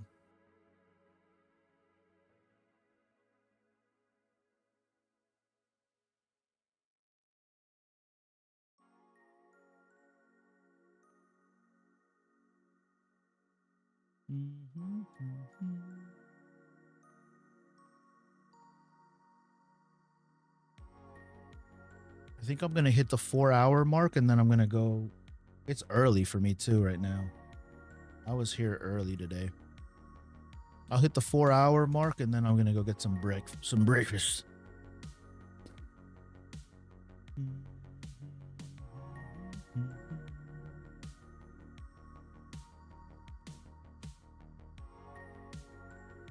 Oh, this young woman did a kick. Let's see how she did.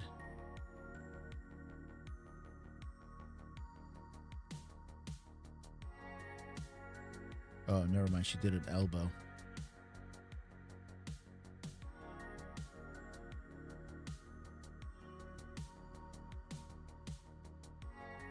Hiya!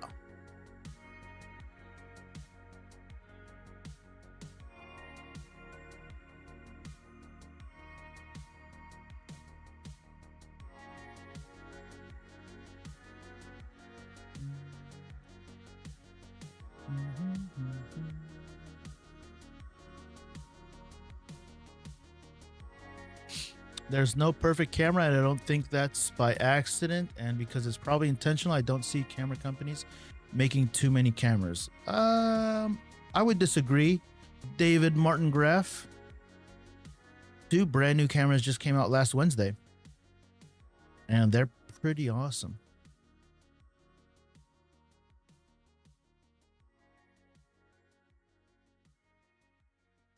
I think the R5 Mark II is a pretty perfect camera, dude. Also, to be honest, dude, the new Sony A7 R6, dude, that's a great camera, man. The Canon R6V may be perfect. No, I mean, what are we considering perfect, right? I think perfect is like great in like 50-50 video. 50-50 video photo. So I guess we have to define what perfect means, right? I think the R5 Mark II is a perfect camera. The Sony A7 R5, that's a perfect camera. I'm sorry, the A7 R6, the new one. That's damn near perfect, dude. Damn near perfect. The R6 Mark III, the A7 V less, but the A7, the R6 Mark III, those are great cameras, dude.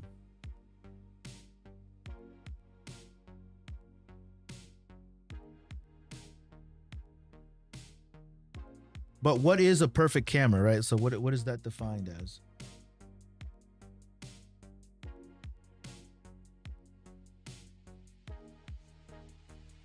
My by the way, Andrew, my video that I posted for what's it called, the R6V, has 70 hours of watch time.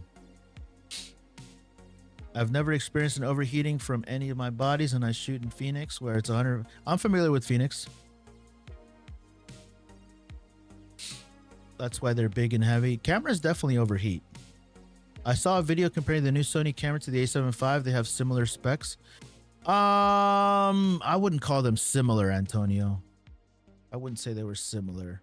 The A7 V is a legit camera. The A7 R6, though, that's a different monster. 67 megapixels, dude. That's crazy. That's a different animal.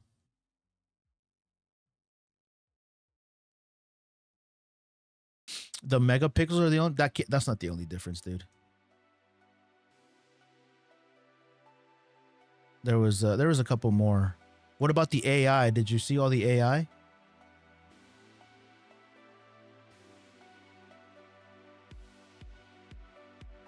I'll send you the. I already know it. I already reviewed it, dude.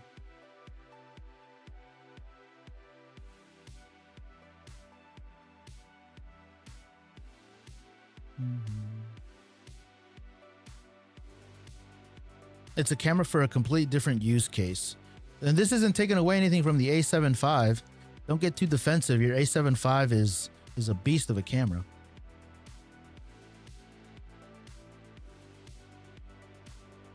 Yeah, 4K 120, no crop. I think it shoots raw too, doesn't it?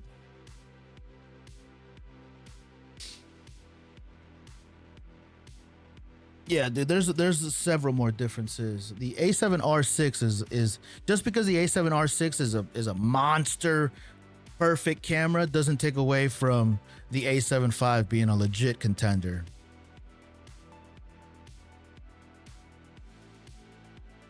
I think it costs $1,500 more too. The A7 V I think is $3,000, $2,900. A7R6 is $4,500. Yeah, they're completely different cameras, dude. They're for completely different use cases, dude.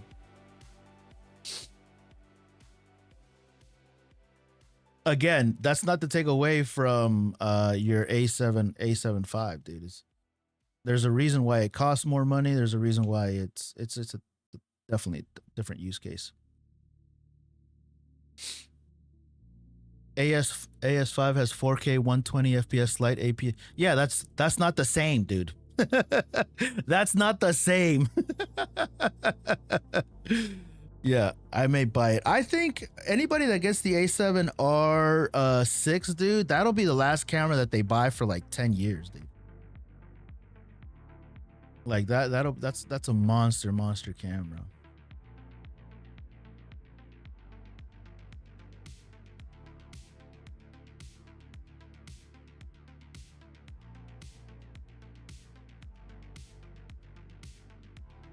Yeah, 4K 120 no crop versus 4K 120 crop is not the same. That's not the same spec, dude.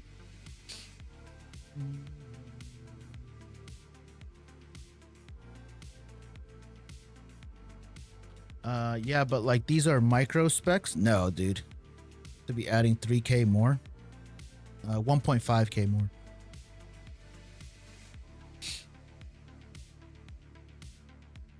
The A7CR2 would be cool. I don't know, dude, if they can the 30 FPS at 67 megapixels is kind of wild, dude.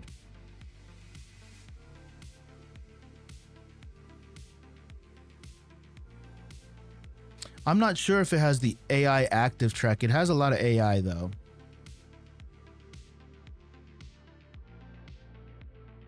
Yeah, I'm not sure. I'm not 100% sure on that. Yeah, there's no debate. There's no debate on it. Again, the debate is the A7 V good? Yes, 100%. Is the A7R6 better? Yes, it is.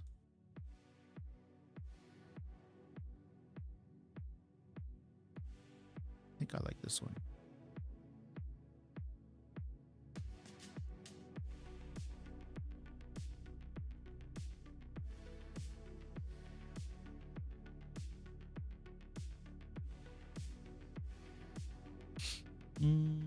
The A7CR2 will at bare minimum shoot 4K 120 no crop or 8K 30, but not both. Yeah, I think it might have some. If it does do that, dude, it needs vents. You know? Yeah, it'll need vents, dude. If they can add some vents, that'll help a lot. Yeah, it's not for a lot of people, dude. Antonio, it's that camera, dude. If I had unlimited money, I'd buy the A12 or what is it? The A13? What's the latest A1? I'd buy the latest A1 if I had unlimited money.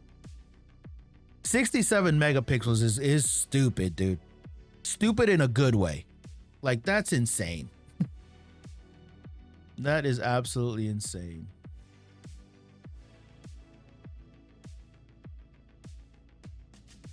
I'm gonna have to clean up these photos, man.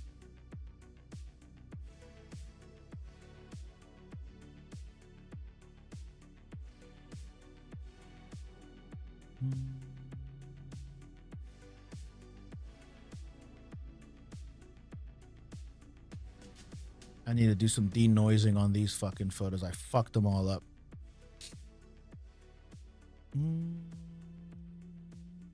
Yeah, that camera is, I think the A7R6 is for a different level of. If I have unlimited money, I'm buying Elon Musk and order him to combine the C50 with the A7R6. What I wish they would have done for the C50 sometimes, well, no, I'm pretty happy with the C50. I love the sensor of the 45 megapixel sensor of the R5 though.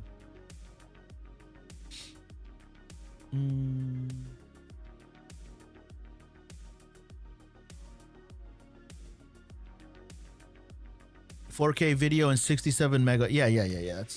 That's a lot, dude. That's a lot. I think they did do some overheating management though, but I haven't seen any review videos. I haven't paid attention to it. Has anybody seen any test videos of like its recording to see when it starts to overheat?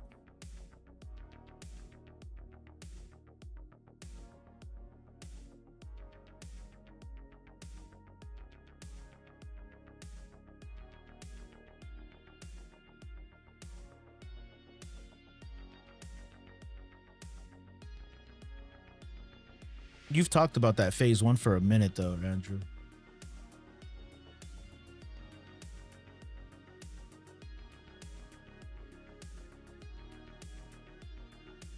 Yeah, I haven't seen anything. Maybe I'll watch some later.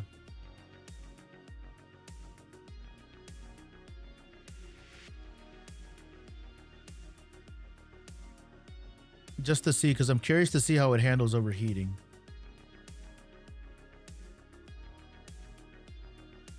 These photos all came out chopped, bro. I need to fix these.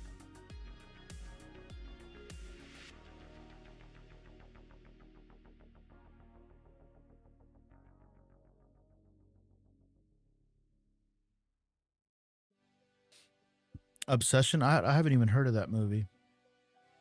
What'd you think of New York, by the way? I think I asked you earlier. I'm not sure if you answered. Did the East Coast treat you nice? I hope it did.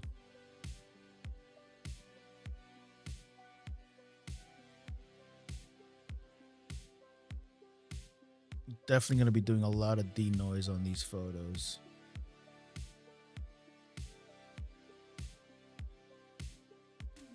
Yeah, bro. I haven't seen you post any videos yet. I love New York. Last time I went was March 2024. Yeah, New York is kind of cool, man.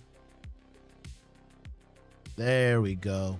So it was just 2 photos that I had kind of fucked up on. Damn. I'll see if I can save them. I made some adjustments on later on these photos. So 1/80th of a second, ISO 8000 versus...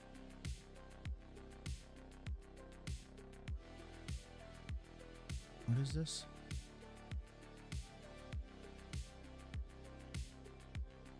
1/500th. Hey, kitty. Oh, Jesus. Excuse me.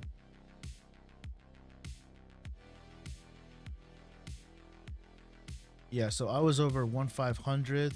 Definitely needed to bring that down. 1/80th to let more light in. ISO 8000. Yep. But now I know.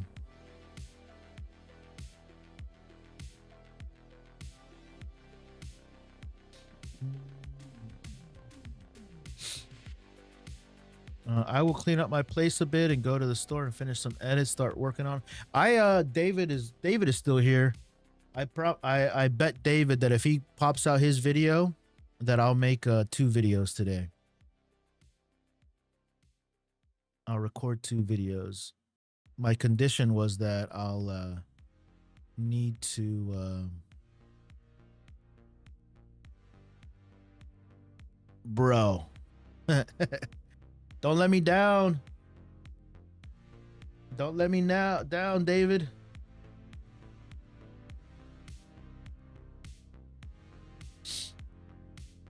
I still need to edit this week's vlog. That counts as a video, bro. That counts as a video.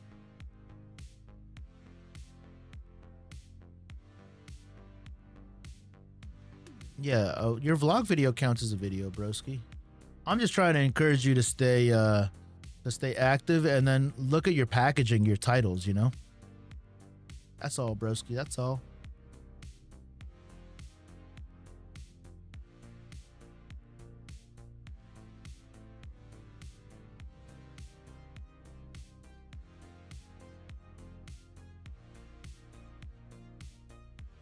I'm gonna get some Monster Be offer, but all right, broski. Thanks for stopping in, man. Always a pleasure to have you.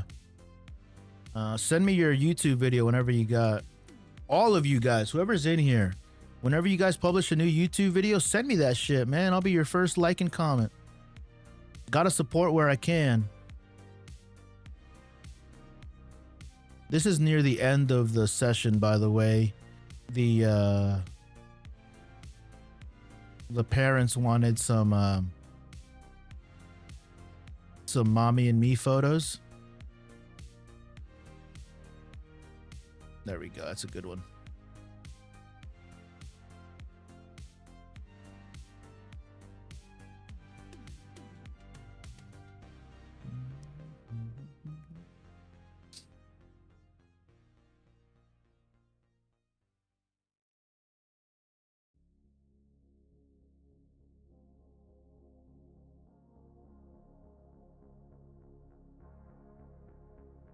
And actually, I'm going to get off myself here in a little bit because I got to go get some breakfast.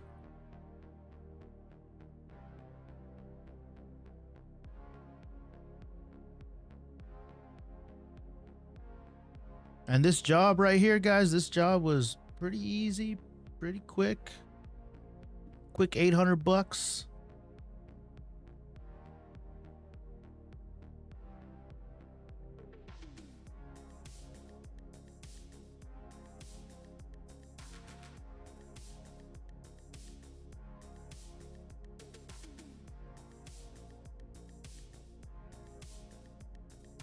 We'll take out some of the shine that shows up on these people's foreheads as well. Clean it up a little bit.